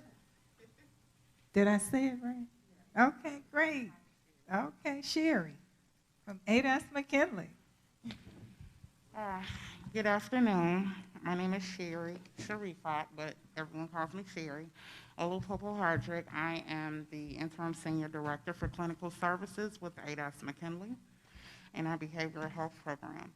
ADAS McKinley has been around for over can you guys hear me? Oh, I'm sorry. This is my first event during COVID, so. All right. Is that better? Okay. ADAS McKinley has been around for over 100 years, and our behavioral health program has been servicing the south side of Chicago for almost 40 years. We provide outpatient mental health services and emergency mobile crisis intervention services. And as Ms. Twin said earlier about the MCOs, we too have lost staff to the MCOs, so that's a problem with needing more diverse qualified candidates to meet the needs of our community. We also, because we are a crisis intervention, mobile crisis intervention agency, we need more collaboration with local law enforcement to assist appropriately when needed during mental health crisis situations. In addition to officers being trained and being able to recognize a mental health crisis versus a criminal problem, but also recognizing if an individual has a disability where there's an intellectual deficit and they may not understand exactly what's going on or what they're doing. Our program has one psychiatrist, and over the years, because of budget cuts and a lot of programs in community that have gone away, we've acquired a lot of clients. And so one of our challenges is access to culturally sensitive psychiatrists who are comfortable with coming into the community to deliver services to the clients that we serve. There needs to be equitable access to psychiatry within the same systems as those that have private insurance. There also needs to be equal reimbursement rates for services, whether it's physical face-to-face service or services delivered via video platform, especially under the current circumstances of COVID-19. So COVID presented new challenges for us related to providing services. However, it opened the door for us to expand services utilizing technology. However, we continue to face difficulties engaging clients with therapy. Prior to COVID, our clinicians were going to the schools to deliver services. Right now, that has been very difficult, and so we need for schools to recognize the need for behavioral health as a part of the school day to make sure that that can continue. Prioritizing mental health continues to be a problem due to concerns with stigma. Individuals need to understand that mental health treatment is not just about obtaining medication, but also utilizing behavior modification as well. Also, please forgive me, I'm so nervous. We also need more partnerships with other programs to make sure that our clients have access to additional needed resources outside of just behavioral health, working with community. Thank you. Thank you, Sherry. You did an awesome job. Can I say a word? Basically, because Dr. Olowopopo is a chip off the block, I happen to have known her father and to have known her father extremely well. Not only was he an outstanding physician, but he was an outstanding leader of the Nigerian community here in Chicago and throughout the country and in Nigeria. And so that's probably why she was kind of feeling a little bit whatever. But she has big shoes to fill, and she's filling them. And since I said something, I may as well mention Ada S. McKinley has been one of the most outstanding social service agencies in the city of Chicago and in the country. One man who is a legend who worked there put more than 50,000 black children into colleges and universities. His name was Silas Purnell. And Cy started out, he actually was driving a truck for Coca-Cola and decided he wanted to help kids go to college. And so he became a legendary. You run into black people all over the country and they'll be talking and they'll end up telling you, is Ada S. McKinley still? I said, well, yeah, they still. He said, well, Mr. Purnell got me in the University of wherever, or he got me to wherever. One of the members of my staff, Dr. Caleb Gilchrist, we were chatting the other day, and Caleb said, I said, how did you get to Oklahoma to go to school? He said, Cy Purnell. So Ada S. McKinley is a well-known entity in social service work in the United States of America. So, thank you.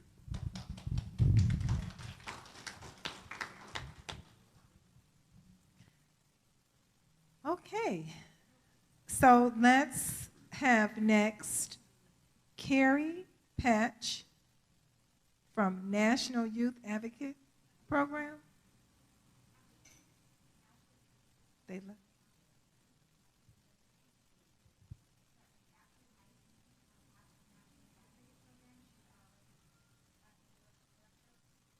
Do you want to speak? Okay, so, oh, okay, all right. Well, we'll move to the next.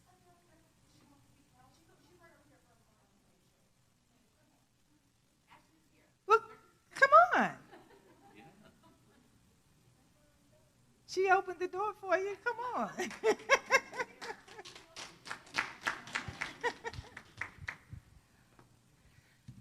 Hello. Good afternoon, everyone. I feel so privileged to be here today. First, I just want to kind of reintroduce myself. My name is Ashley Ice. I'm the Behavioral Health Director at National Youth Advocate Program.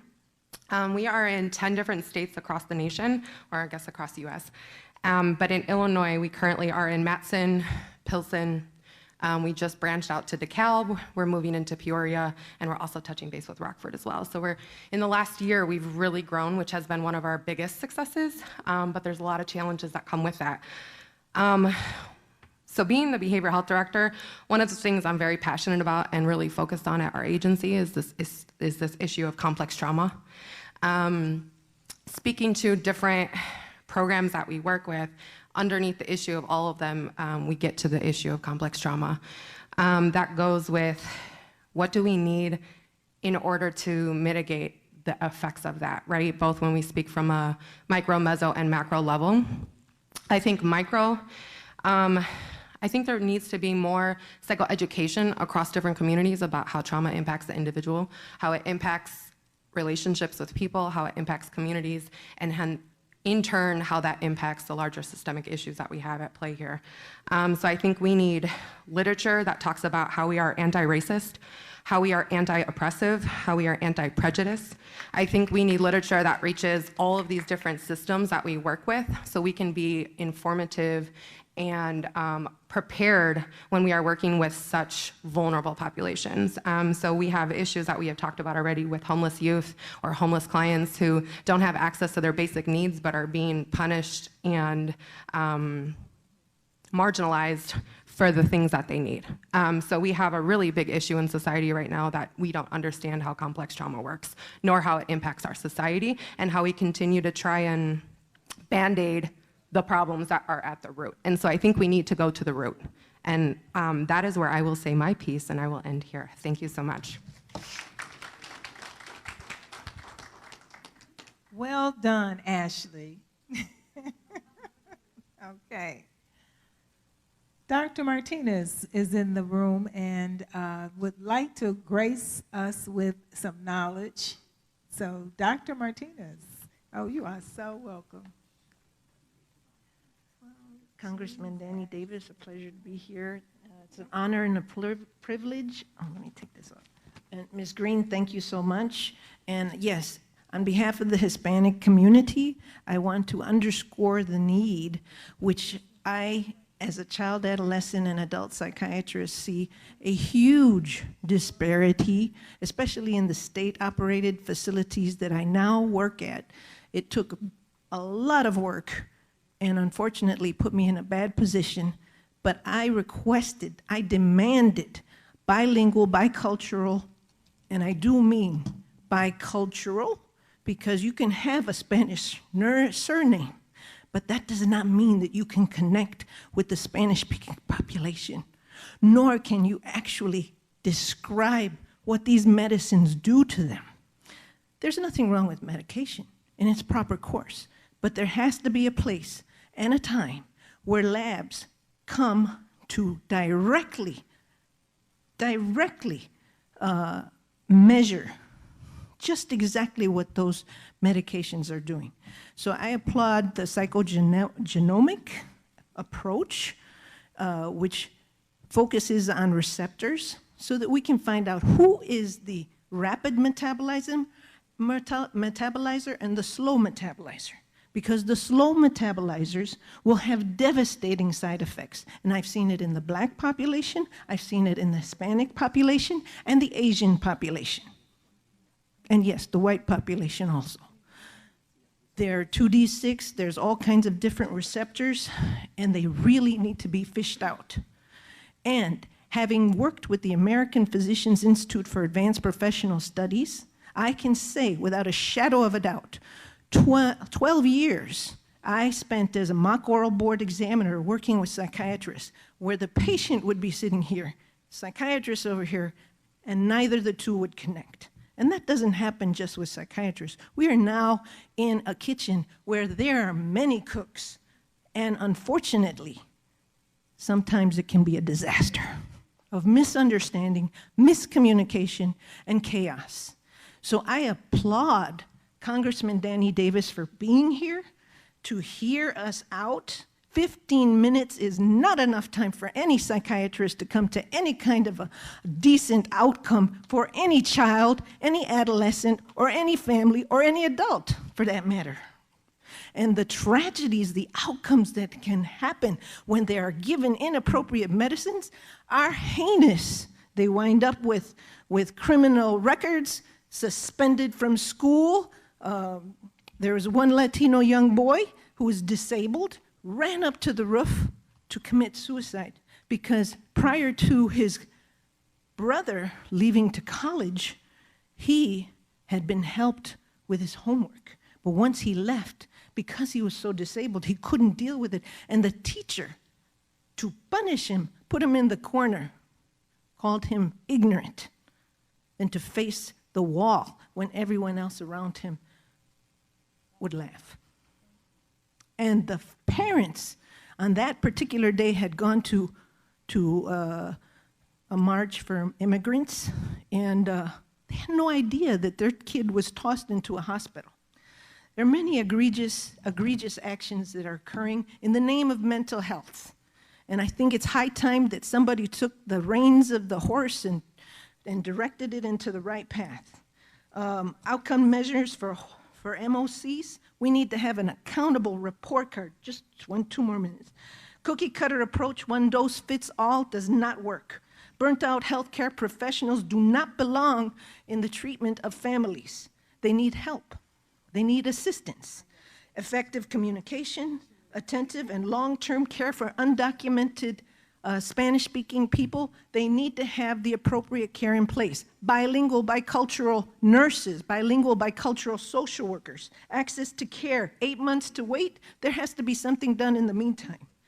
Telepsychiatry, someone to meet the needs. In California, they have promotoras who go out and provide education, lifestyle, diet.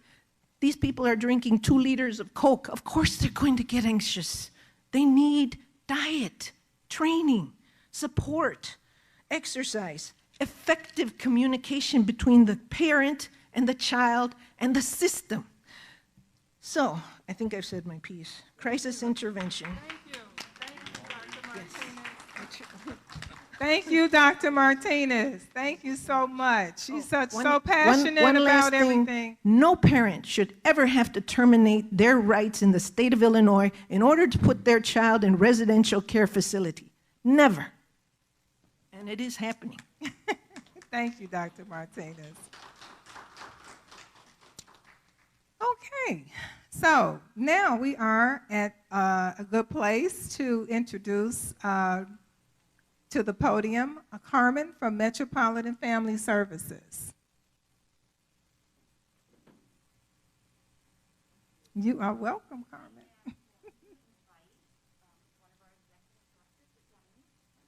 Vanessa Schwartz.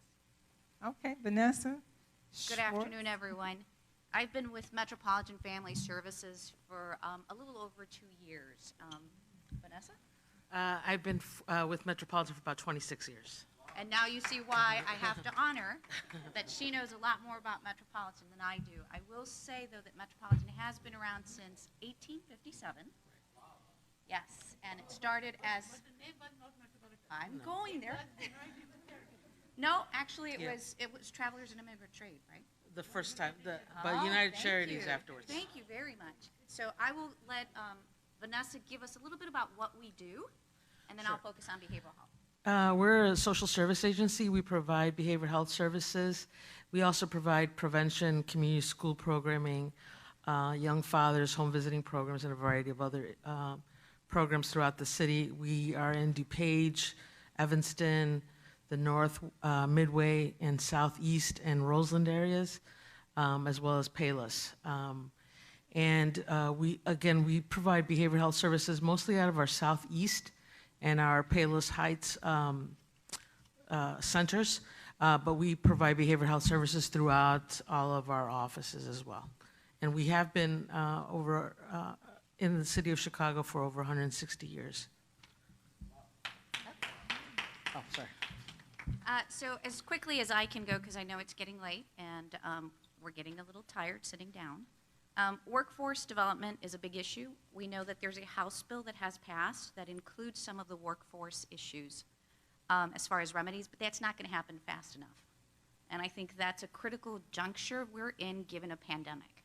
I don't know how long it's going to take us to get out of the pandemic with regard to the addition of severity and acuity with behavioral health issues. I think that's something we all need to start thinking about, because as soon as we're going back, we're going to see the issues at work, at school, and these numbers are going to get really skyrocketed for all of us. A big issue is, unfortunately, that we're being set up in a way where we're competing with one another for funds, right? We are almost becoming, I always work on parallels, right? Our communities are fragmented. Our social service is fragmented. When our community members are struggling to find locations for workforce development, for early learning, for behavioral health, for psychiatry, it's mirroring what's happening to us, right? I don't think it's any secret that when we see a fund, everybody's grant writer is trying to figure out how we're going to get this. It's no secret that we're trying to figure out how to not step on each other's toes. And I think that that's a very unfortunate situation of social services, especially in behavioral health. So that's a huge issue for our agency, because we are huge. We're pretty huge. We're over 1,000 staff. We're in a very broad area, although there's a lot of members here who have even wider areas. But it becomes very touchy for us to be able to serve our communities, but be able to be mindful of our colleagues who are also going for the same grant, right? How does that work for us? If we're talking about being culturally diverse, about knowing the populations, about making sure that if a community has a diverse population, that they can access diversity within their community, and that it's not just one agency that got that pot of money. That's a huge struggle for all of us. On a federal level, I am an LCPC. I don't understand why I won't get paid to see our seniors. We are knocking our seniors out by not giving them services with individuals that have the proper licensing to give them the service. This is an old situation. This isn't new. That's not a state level.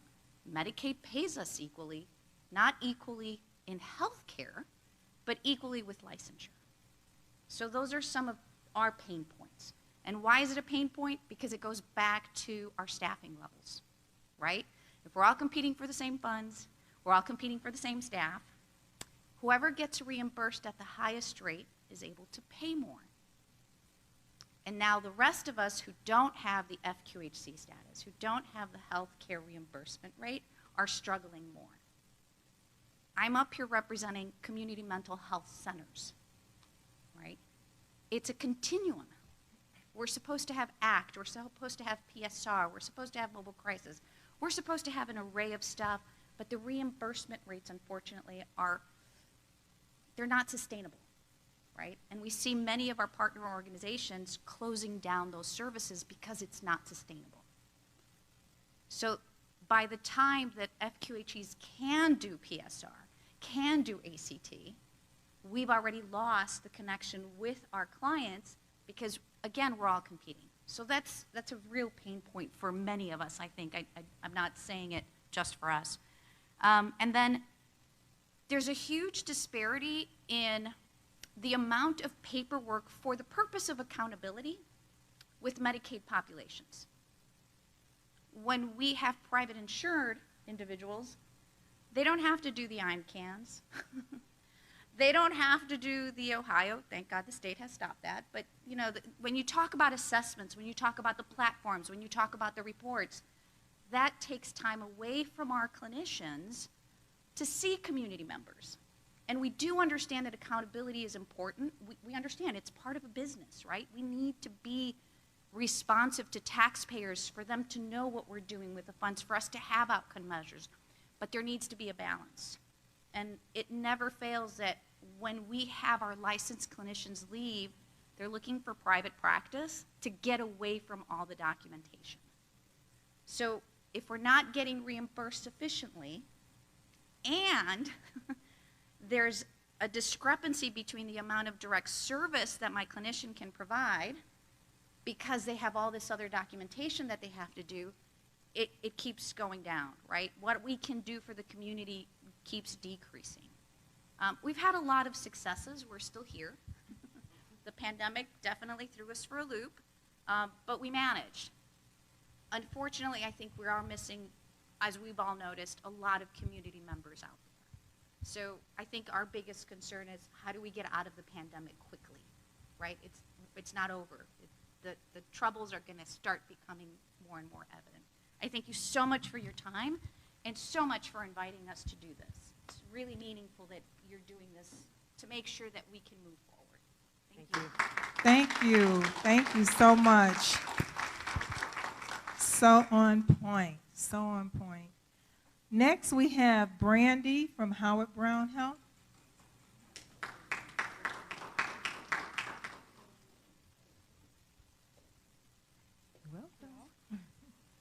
Thank you for having me. Hello, good afternoon. I'm here representing Howard Brown Health, which is a very large federally qualified health center in Chicago. We have 9 sites, I think, last time I checked, and 3 retail shops. And our goal is to see the liberation of the LGBTQ plus community. But we're also a community health center at our core. So we take care of everybody, regardless of their ability to pay. It's been my privilege to join Howard Brown Health in the middle of a pandemic. And before I was an executive director running the Behavioral Health and Social Services Division, I was a faculty at Rush Medical Center when the pandemic hit. I was seeing patients for Heartland Alliance Health 2 days a week in Inglewood. And I was teaching health equity and social justice as an assistant professor. Excuse me. As one of the 1% of Black psychiatrists in this country, I can't tell you what it felt like to sit with my Black patients and watch them slowly come to understand that the medical machine does not see them.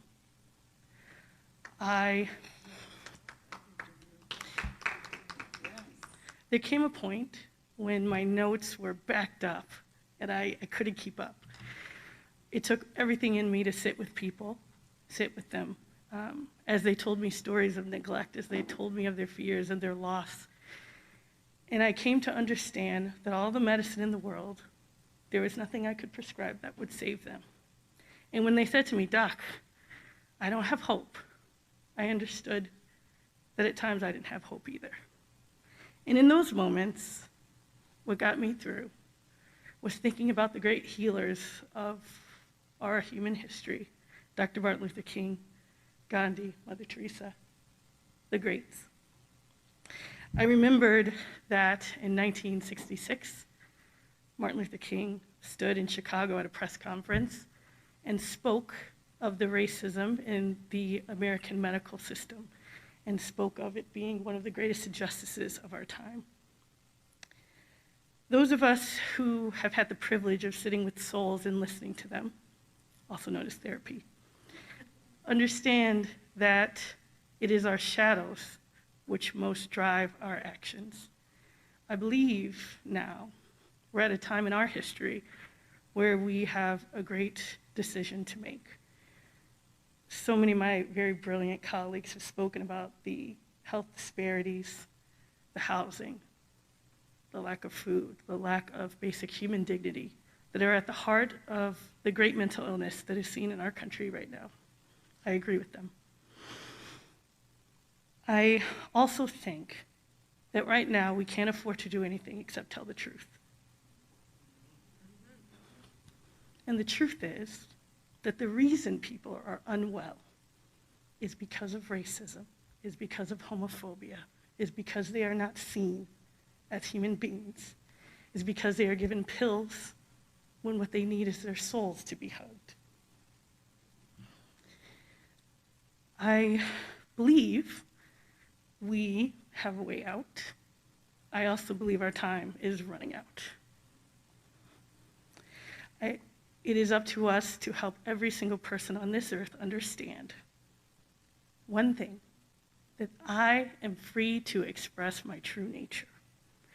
And it is our jobs to remove every single thing that makes that not true, or we don't have a chance.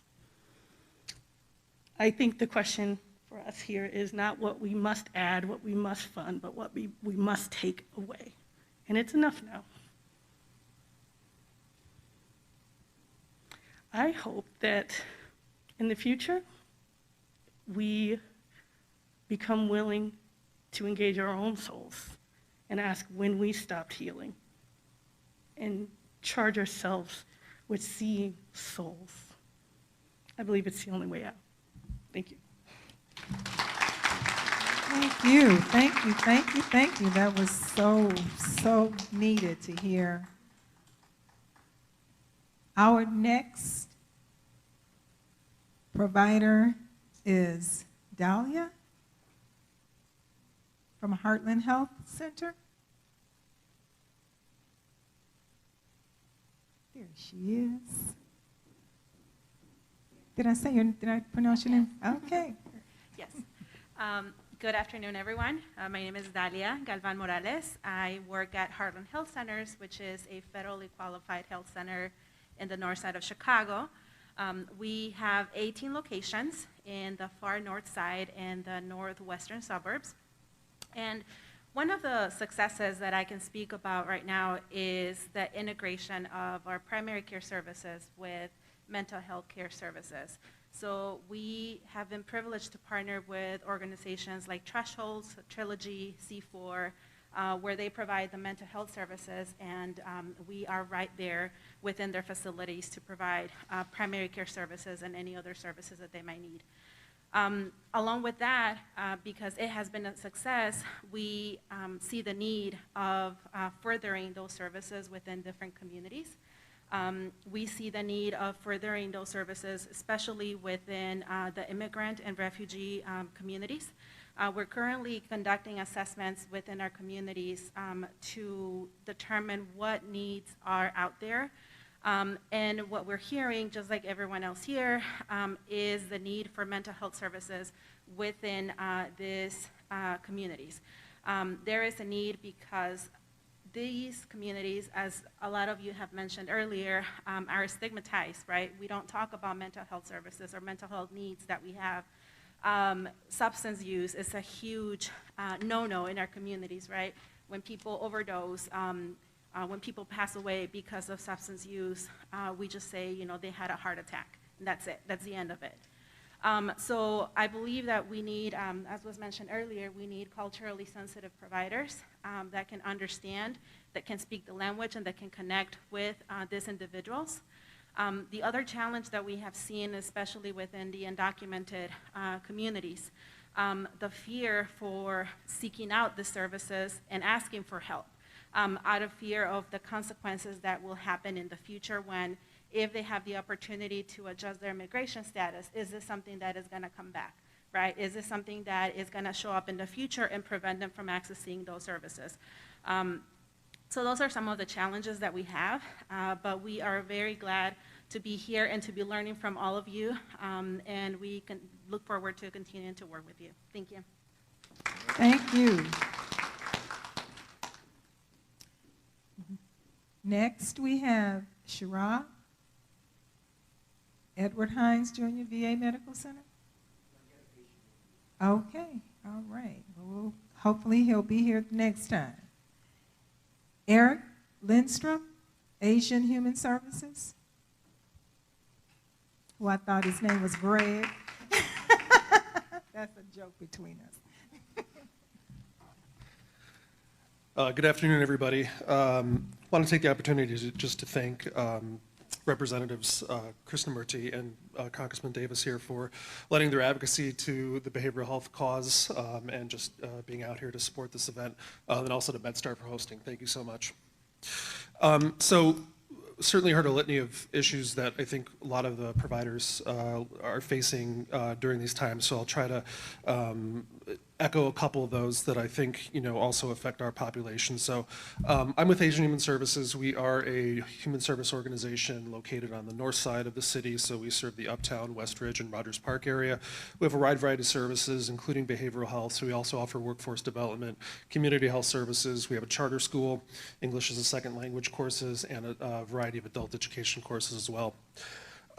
When COVID hit last year, I think immediately all of us realized that we had to find a new way to deliver service, and so quickly that became delivering services virtually via telehealth. And so one of the things you need to engage in telehealth services is a device in the home and a plan to access the internet. Serving a primarily immigrant refugee focused population, one of the things that we encounter so often is a wide digital literacy gap. And there are numerous studies that show that folks who have limited English proficiency are among the group that have that widest digital literacy gap. So being able to fund those devices and find ways to get devices into families' homes is more important than ever. We hear from a lot of our clients, particularly some of our older clients, that they actually prefer the telehealth setting. It's more convenient. They don't have to get out of their home. For some of our folks that have live in the Uptown neighborhood, we've even experienced clients scared to leave their home because of some of the violence and derogatory things that are being done towards Asian Americans as of late. So one of the things that we kind of consider now as we look at grants is the balancing act that we all do, but now there's another layer in there to balance, and that's putting devices or funding devices to get into the family's hands. So we're now faced with, do we hire more staff to serve people? Do we buy more devices to be able to deliver service? And just the challenge of finding the balance there. I would also echo some of the issues that we have with our Medicaid system. All of our clients are low income. We work with a lot of folks that are undocumented, and sort of navigating the shell game that goes on behind the scenes with reimbursement rates, coverage being dropped, all the different issues that we deal with Medicaid. So reducing the administrative burden that providers feel to be able to work under the fee-for-service system is critical. There are some MCOs that have it down where we know we get paid on time and we have less denials and they have systems that seem to work, and there are other MCOs that are still kind of working through their systems to make things better. I hope that's what's happening. So I think those are the biggest issues that we're facing. Also, we continue to work with undocumented immigrants. There still exists a lack of funding to help serve those folks. And so,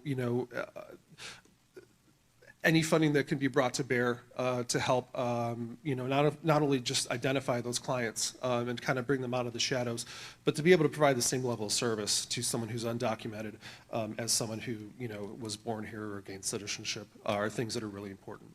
So thank you so much for the opportunity to talk, and thank you for hosting this event. Thank you, Eric. Next, we have Joanna, PCC Community Wellness Center. Not here? Okay. Alex, St. Anthony's Hospital.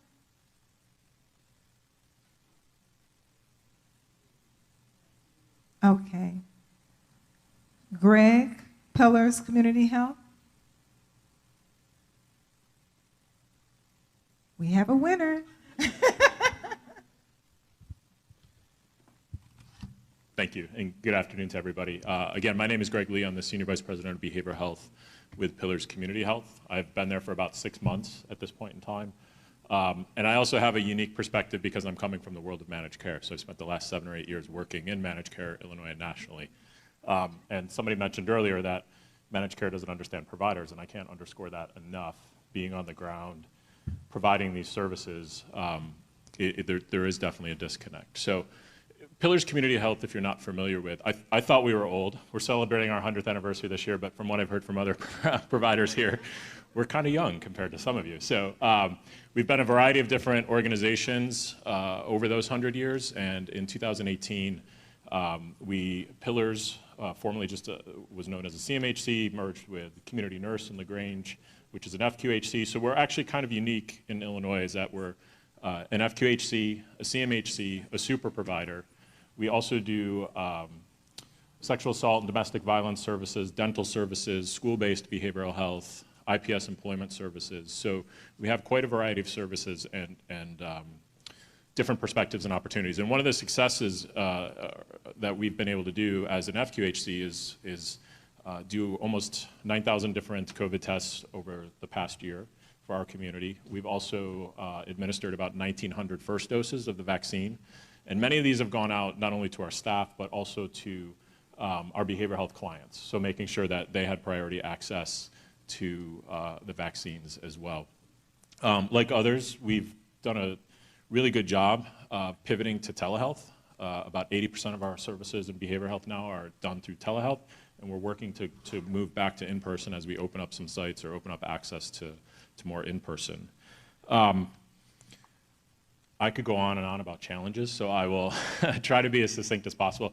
I think building on what Eric, you touched upon, and I think Carmen so passionately said about really what the root causes are. I think when we talk about clinical services and the different variety of services that are out there and what we can do clinically or about the social determinants of health, there's lots of great ideas and we're all wonderful providers trying to do the best that we can.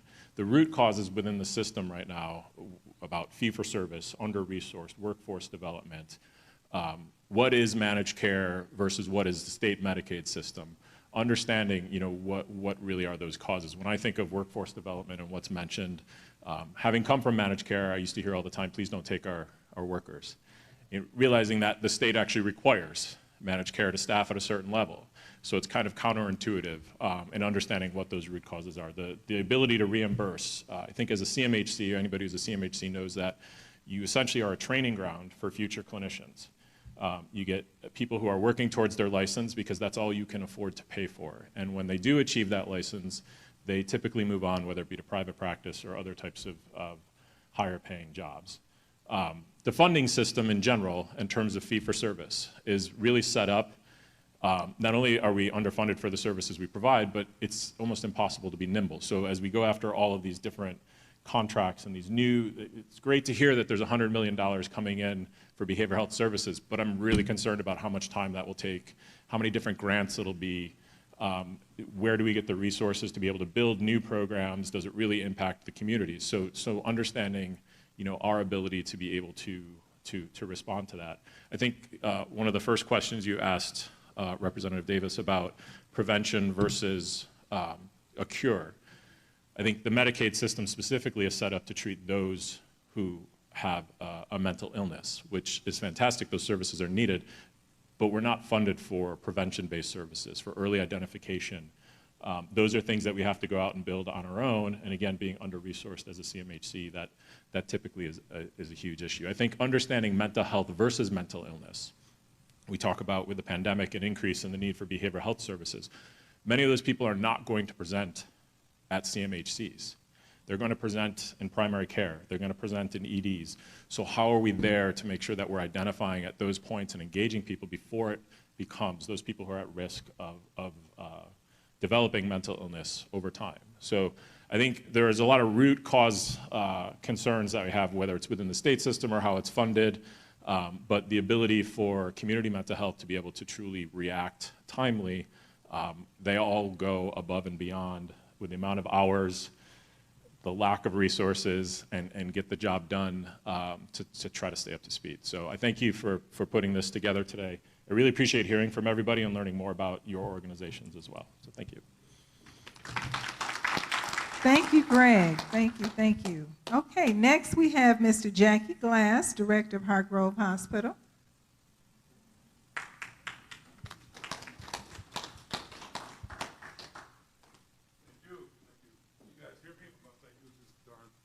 Darn thing. How was this? It's okay? Thank you, twin. Twin is my twin, actually. She is from another mother, but she is. Our birthdays are the same day. So I'm Jackie Glass. I'm a community relations person for both Hargrove Hospital and Garfield Park Hospital. Both of those facilities are psychiatric behavioral health hospital settings. I'm going to do with Garfield first. Garfield is a 60-bed facility, opened up about 10 years ago, serviced child and adolescents from ages basically 5 through 17. They have 3 specialized programs, which is a YES program, youth exhibiting specialized sexuality. Then they have the Worthy program. It's one who's been in the risk of being trafficked or have been trafficked. And then we have the Polaris program, which is for the LGBTQ population for inpatient services. The Garfield Park also has a PHP, partial hospitalization program. Okay, Hargrove Hospital. Hargrove Hospital has been in business over 50 years. How do I know? Because I've been there for 27 years. It's 165 beds. We serve all age groups, from peds through adult services. We also have partial hospitalization and IOP, intensive outpatient program for adolescents and adult services. We have 2 outpatient programs, one at 1111 East 87th Street. We're also doing telehealth. And then we have another program in Oak Park, 101 West Madison, also doing telepsychiatry, et cetera. So the good things and bad things. The good things are we're still in business. The bad thing, the pandemic has been very up and down with us, more down and up. But the issues are the MCOs. The length of stay has changed dramatically. The length of stay is 3 to 5 days. If you get the 5th day, you're great. So it's a turnover very fast. Weekends, holidays are still included in those 3 to 5 days. Problem, if a child is brought into the hospital, pediatric or adolescent, the parents may say, I don't want this child anymore. So is it an abandonment? No, because he's in a safe facility. Now it becomes a DCFS ward. But the DCFS is going to say he or she is in a safe place. So placement is something not on their radar. So we have a lot of kids in the hospital well over 100 days. Mind you, 3 to 5 days isn't enough to stay. What happens with that is we have to eat that bill.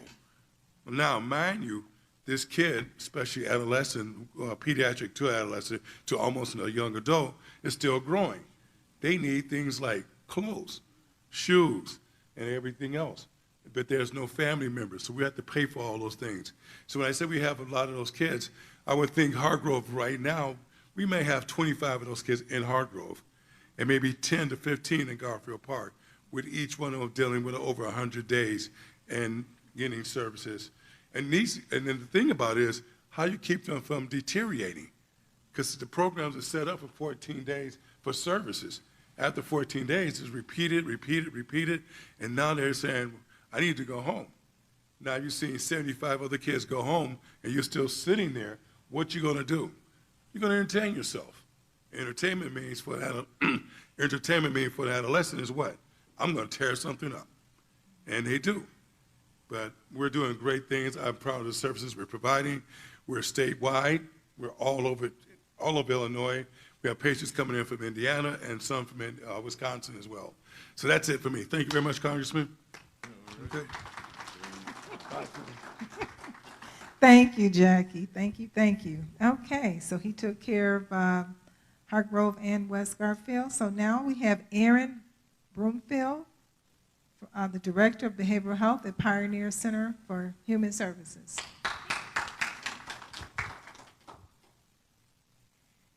Hello, everyone. It's the end of the day.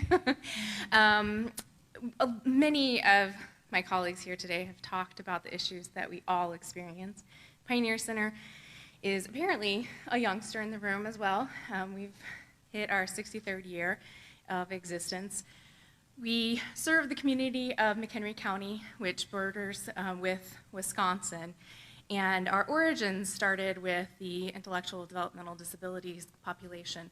Parents who wanted services for their children began our organization. And we stayed true to that original intent by serving our community and the needs that present on a regular basis. As the Director of Behavioral Health, I have a passion for behavioral health, and I see the needs that exist in all of our communities and the challenges that we all experience in trying to rise to the occasion and meet those needs. With the pandemic, we made a quick change. We were essential workers, and we were depended on to provide essential services. And we were recognized for providing those essential services. And yet now, a year out, we start the debates about, is telehealth really worth as much as in person? That question wasn't there last year when it was the only option. And we didn't know what we were going to walk into. But we met that need. We forged forward. We changed our services around to meet the need that was right there in front of us.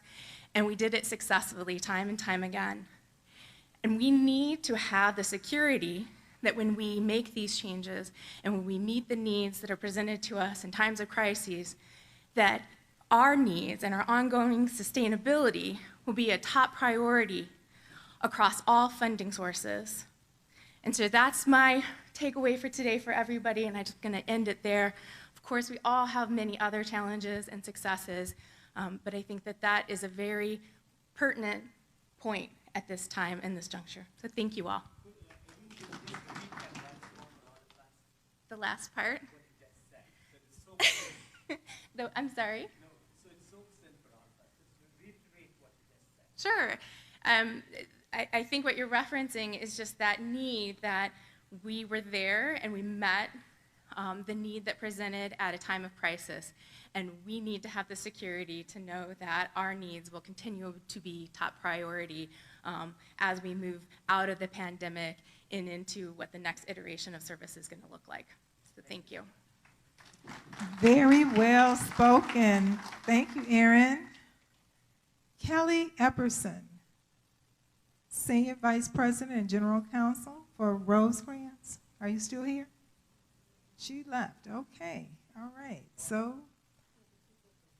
okay. All right. Babysitters are important. Bruce Breggins.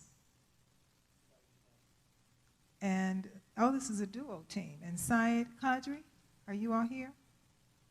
Medical Stabilization, St. Anthony's Hospital. Okay.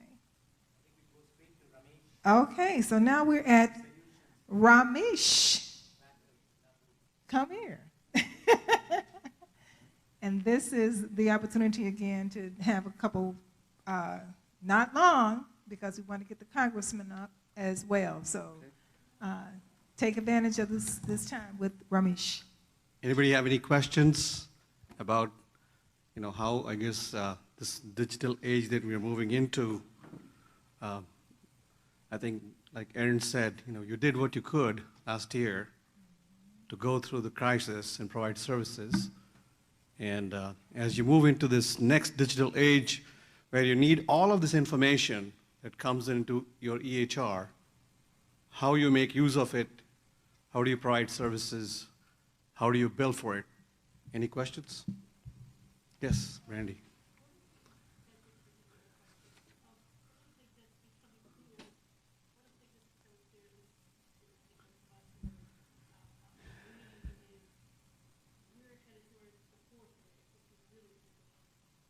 Mm-hmm.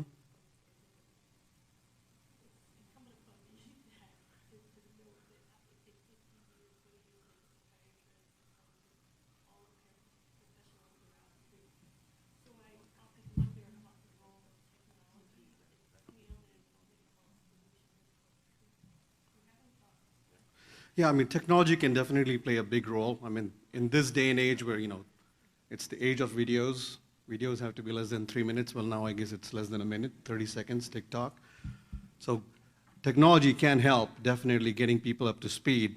It'll have to be based on what the curriculum is, who we are training, and, changing programs in schools, making those resources available so that staff is knowledgeable on how to manage that curriculum and how to bring maybe an educational EHR that everybody can use.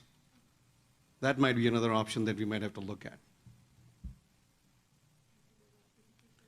An EHR that can be an educational platform, a common one, standardizing things. And that's one of the things that when we started building standards, I guess, in the behavioral health industry or in our community, there's no standards board that says, across states, counties, all over the nation, this is how you do an intake. These are the notes that you're going to be using, and it's acceptable in order to be able to pay. Every payer seems to set their own standards. MCOs set their standards. And us, I guess, behavioral health providers You have to figure out how to make sure that you meet those standards and then get paid. So standardizing that, I think, will help, because then a technology can apply towards that 80-10-20 rule, if you will. Yes, Dr. Martinez.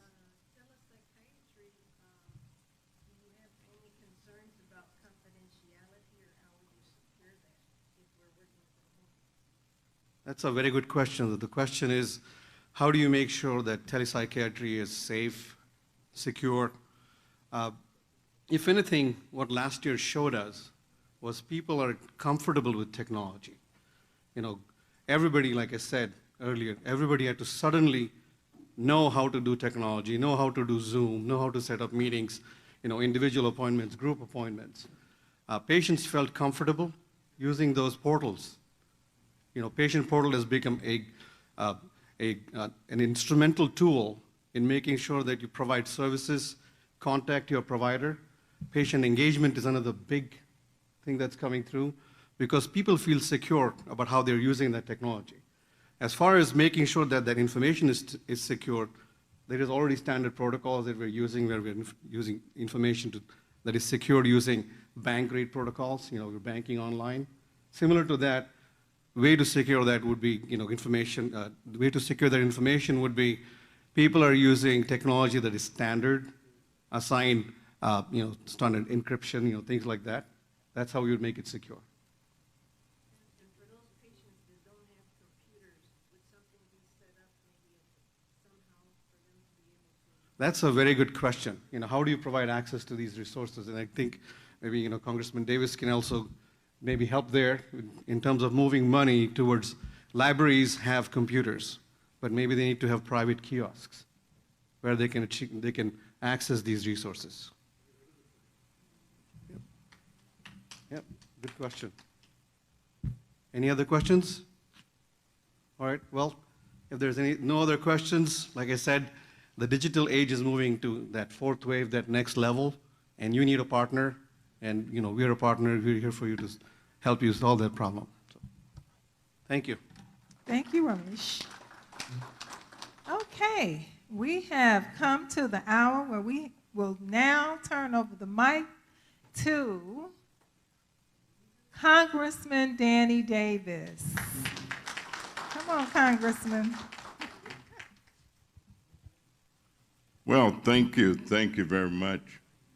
You know, as I listened to everybody, I couldn't help but think of one of my most favorite expressions, and that is that life is but a minute, just 60 seconds in it, forced upon us.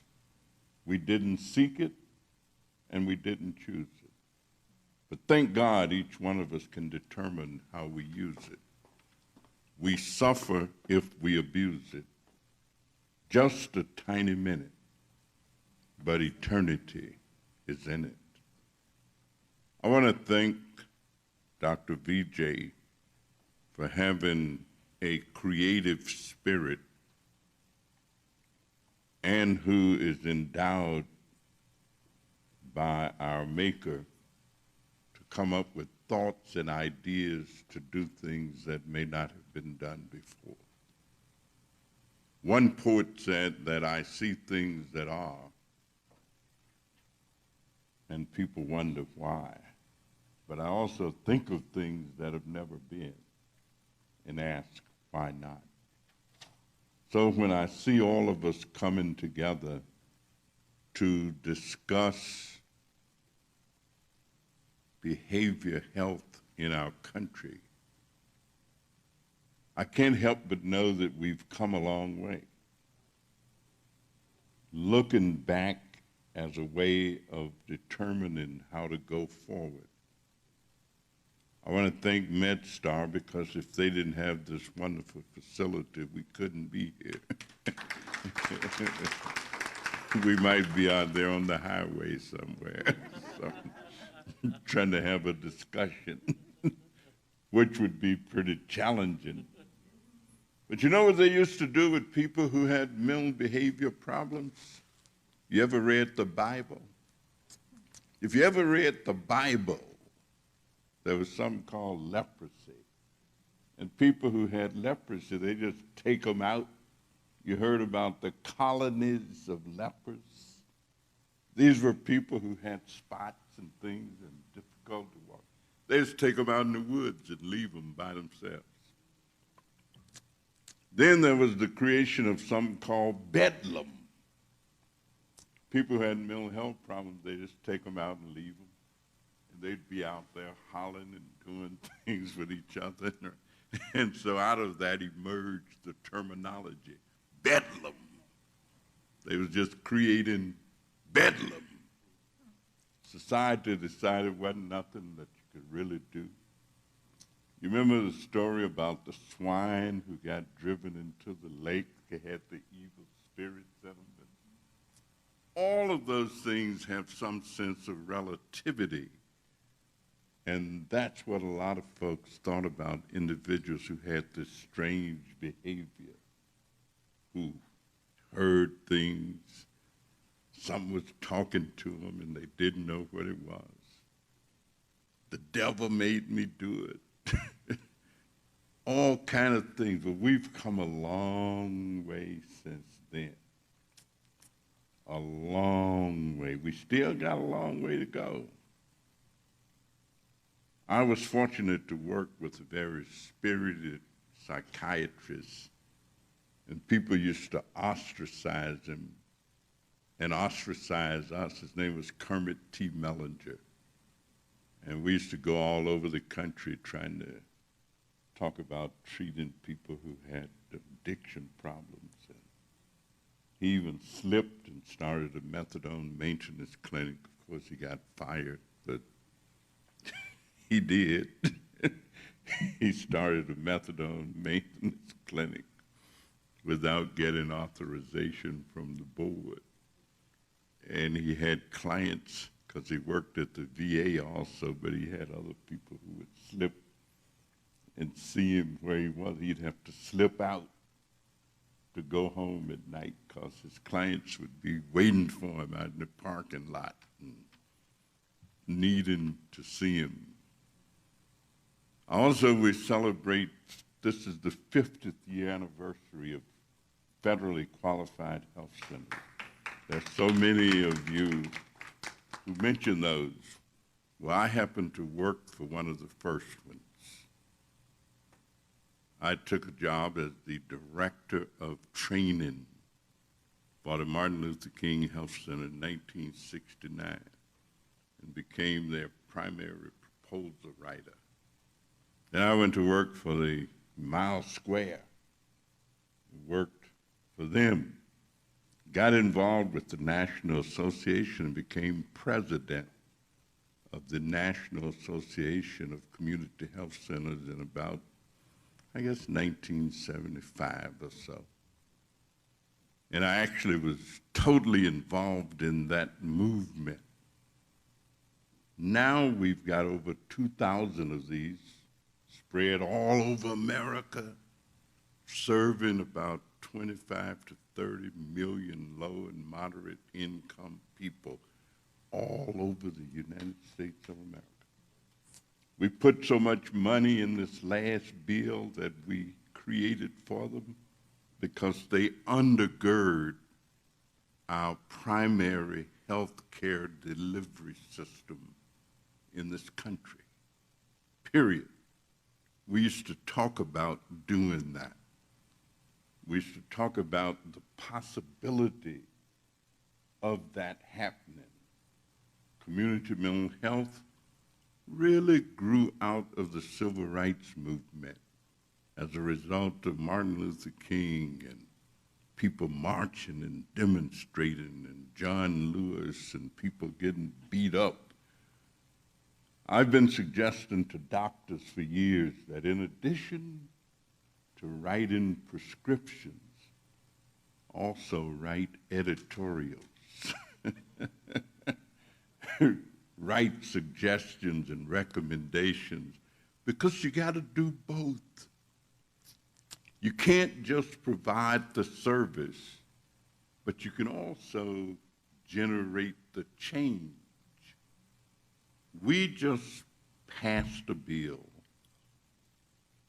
$1.9 trillion that we're putting into the economy of the United States of America. We didn't have anything to do with the creation of the coronavirus. I often say, and I say to young people, you can't always control what goes on around you, but you can determine how you react to it.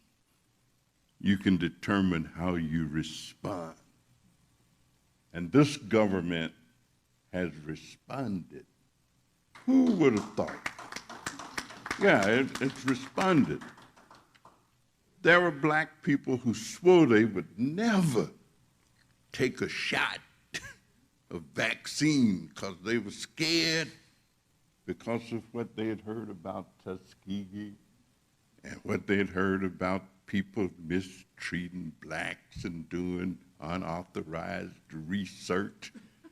And lo and behold, they learned that it wasn't because they got the vaccine. It was because they didn't get the vaccine. I'm saying the mistreatment was not that they got the vaccine. It's because they thought they were being vaccinated and they were not. They were getting water and stuff and nothing. So we've come a long way. We still got a long way to go. Please, if somebody had suggested to me that we'd be doing all of the things that we are now doing in terms of quality medical treatment, I would have said, you're kidding. But you've got the thoughts and ideas. But then after the thoughts and ideas, you figure out a way to make it happen. And this is one of the ways. There's nothing more effective in a free and democratic society than people coming together to share thoughts and ideas and to figure out what to do next. If the folks in Georgia hadn't done what they did, wouldn't have been no $1.9 trillion.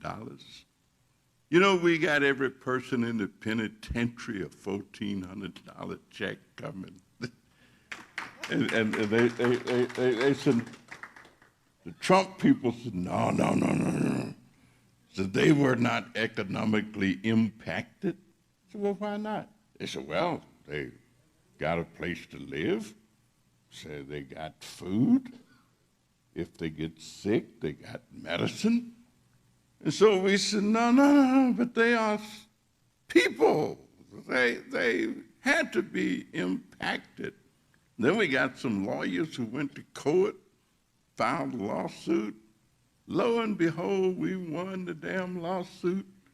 And now folks in the penitentiary who weren't going to get a dime, they got the $1,400 and they're going to get the $600 that they should have had before. Advocacy makes things happen. Advocacy. If you've got voice, use it. If you've got thoughts and ideas, make use of them. Coming together. Power concedes nothing without a demand. It never has, and it never will. If you find the level of oppression that a people will accept, that is exactly what they will get. Do you know that there are no more black guys in medical school today than there were 40 years ago? I'm saying we've made some progress, but never let us get to the basement and think we're in the penthouse. See, I always check myself. I said, Danny Davis, you used to chop cotton. Now, hell, you're walking around with presidents and stuff and all that. I said, yeah, I'm walking around with presidents, but I'm still a second-class citizen. Policeman stopped me out there on the expressway, and I'm driving while black. I might have been with the president the other day, or the vice president, but out there on the Eisenhower, if the wrong policeman stops me, I'm a DWB, driving while black. So we've got a long way to go, Dr. VJ. I enjoyed this day. I understand that we're going to really do this about every couple months or so, where we come together. When I got out of college, the first job that I had, and I must confess, I had I didn't just graduate, I had honors and stuff. I ain't never been nowhere and had the lowest IQ. My job, I was getting paid $3 a day. I'm up in age, but I ain't that damn old. I was getting paid $3 a day.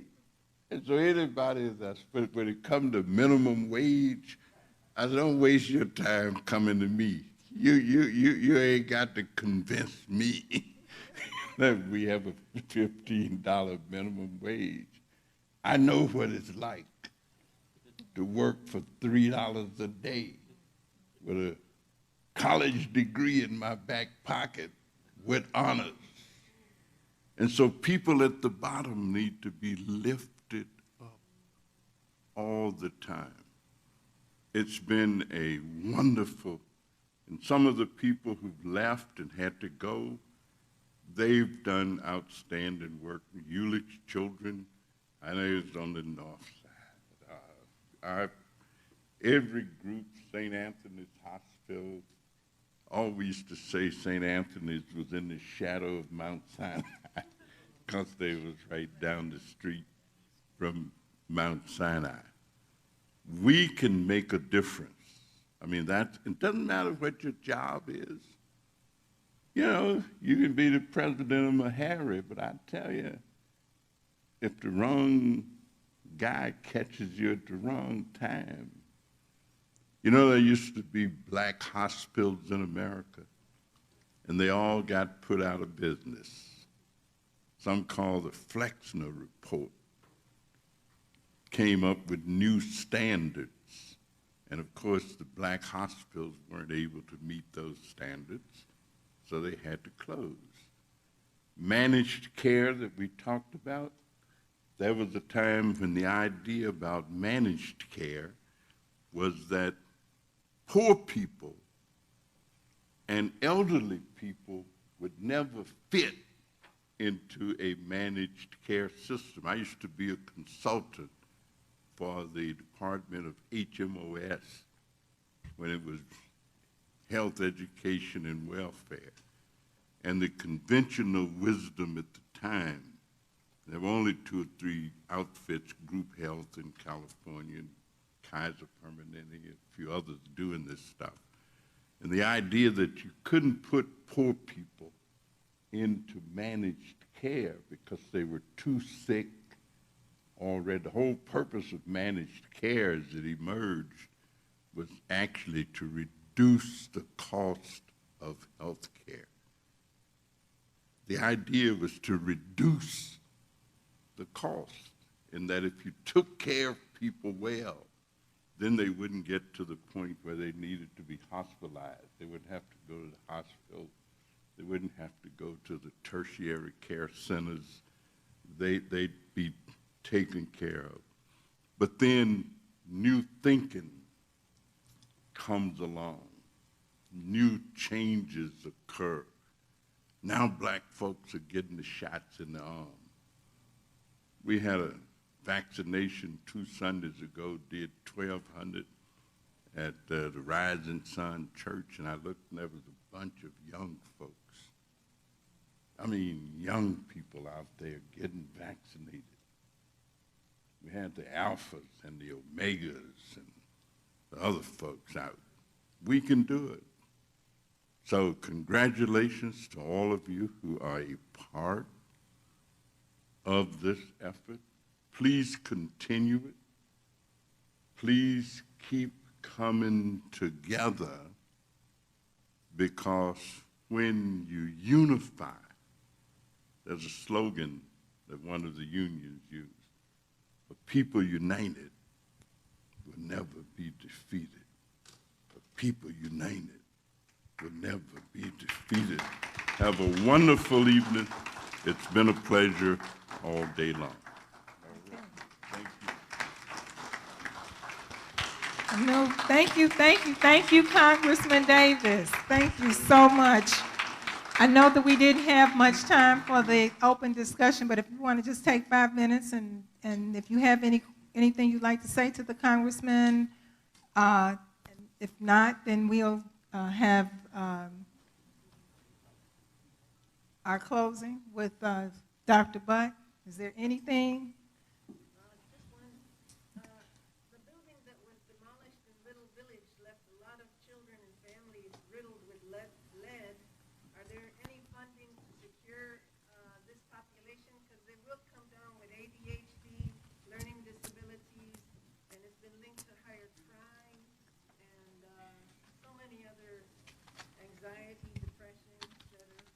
You are so right, and I am so delighted, because the Biden administration has declared war on lead.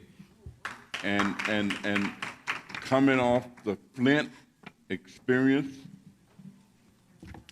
Senator Tammy Duckworth from Illinois is now chairman of the Water Committee in the Senate that deal with water, and the mayor of the city of Chicago has declared that she's going to replace the lead pipes in the city of Chicago in terms of replacing that.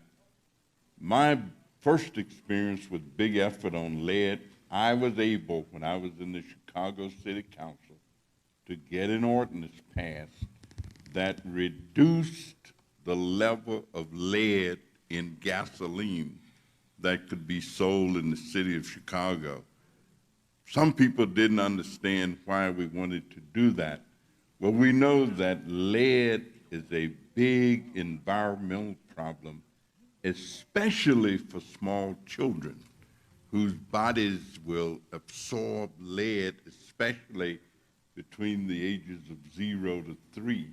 If the family lives near a highway or something, if cars are just coming by, those children get lead into their bodies with no effort. So we must reduce the presence of lead in our environment. And the Biden administration has declared that that's a big issue for them, and we're going to do it.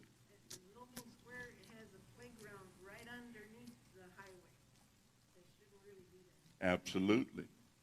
So. Okay.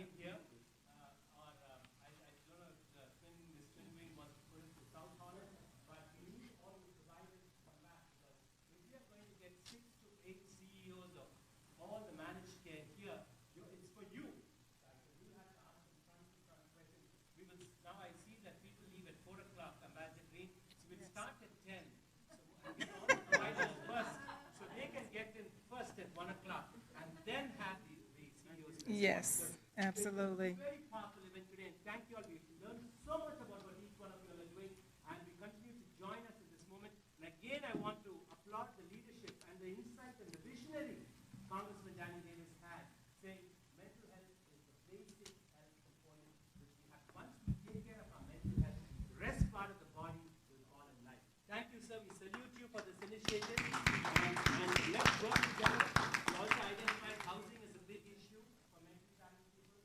I know the district deputy director Naren is working on an initiative. So thank you all, and I'll give the closing remarks to Dr. Tariq, but you all know who's a mover and shaker. Over to you, Dr. Tariq. I just want to say you have said everything, and Congressman has said everything. All I want to say is thank you for coming, and we'll have that meeting. Thank you. That was amazing. Amazing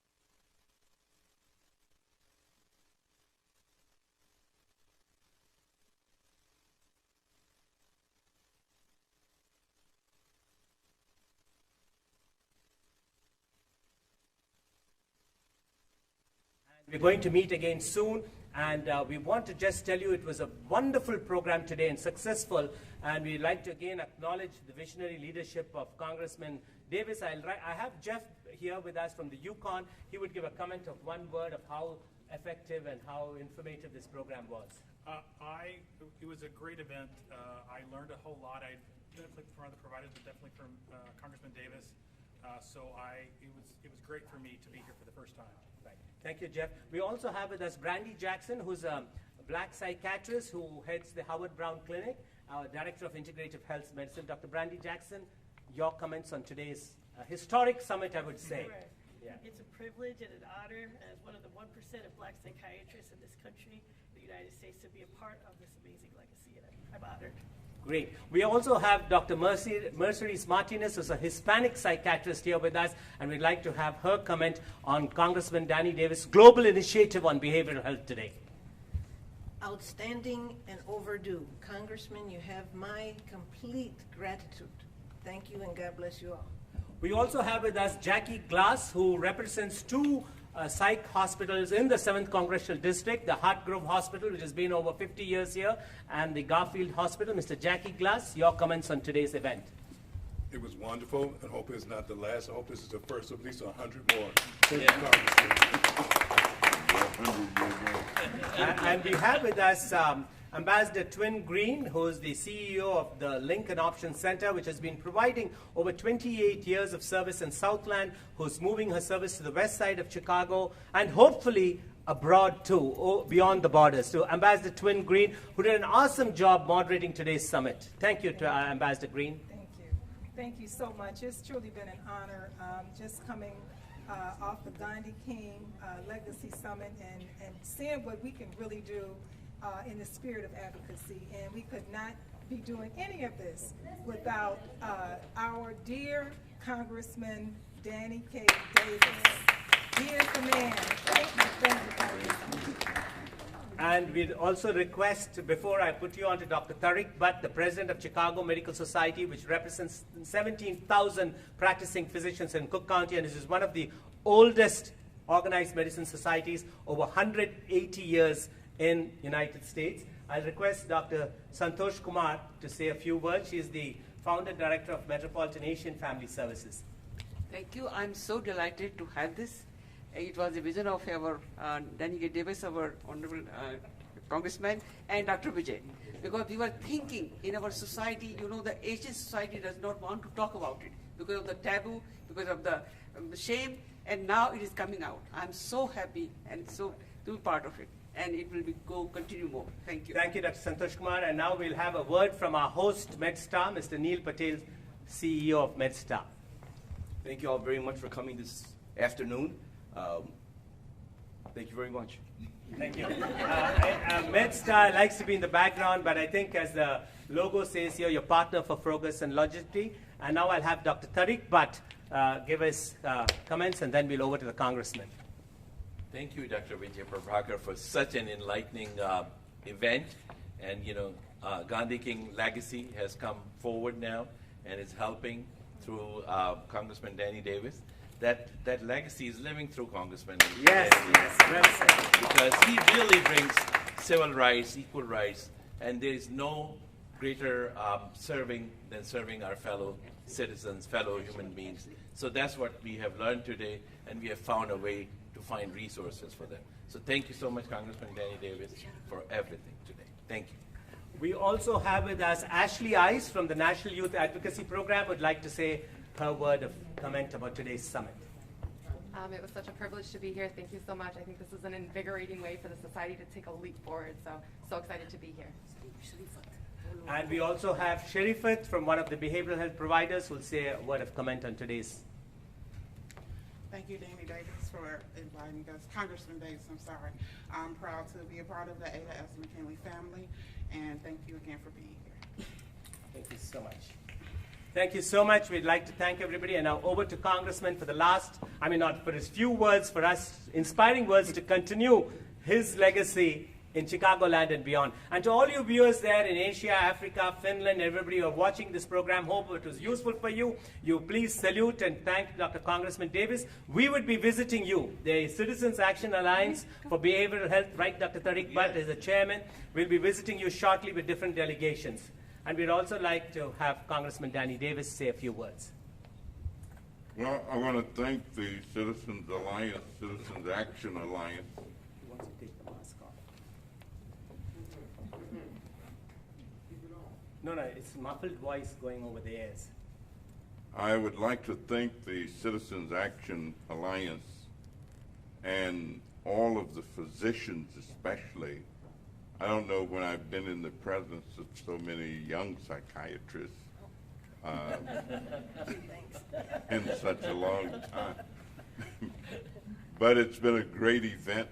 Behavior health continues to be one of the serious challenges facing our society as we navigate our way through this global pandemic. Behavior health plays a major part of trying to meet the needs of people, not just in the United States, but all over the country, all over the world. So the role that we play and the needs of mental health, and there's nothing wrong with understanding mental health challenges. I want to thank the Biden administration for its understanding of the need to get everybody vaccinated. There has been outstanding work done. Of course, we were pleased that the Vice President of the United States was here with us in Chicago just a couple days ago, which means that Chicago is a center of attention. We've had strong leadership from our governor, from the mayor of its largest city in the state, the mayor of the city of Chicago, from our county health resources. We have demonstrated our ability to touch the lives of millions of people in our state. And I give kudos to all of those who've made it happen, especially the healthcare providers who are our heroes and sheroes in the fight against this pandemic. Thank you very much. Thank you, Congressman Danny K. Davis, and we can look forward to many more such summits as I think the momentum has caught fire, the spark has caught fire, and the fire of progress for mental health and behavioral health is here, and we'll have the last word from Ali Dhanraj, the CEO of Metro Events. Hello, everyone. Thank you all. I enjoyed it. I hope you all enjoyed it. Hope to see you guys soon. And thank you, Congressman Danny Davis, Tariq Bhatt, Dr. Tariq Bhatt, Ambassador Twin Green, Dr. Prabhakar, Mr. Santosh Kumar. Thank you all, everyone. Thank you again. Hope to see you soon.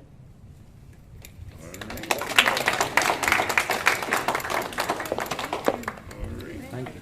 All right. It's been a good day. Sorry. Closing it. Thank you for your time.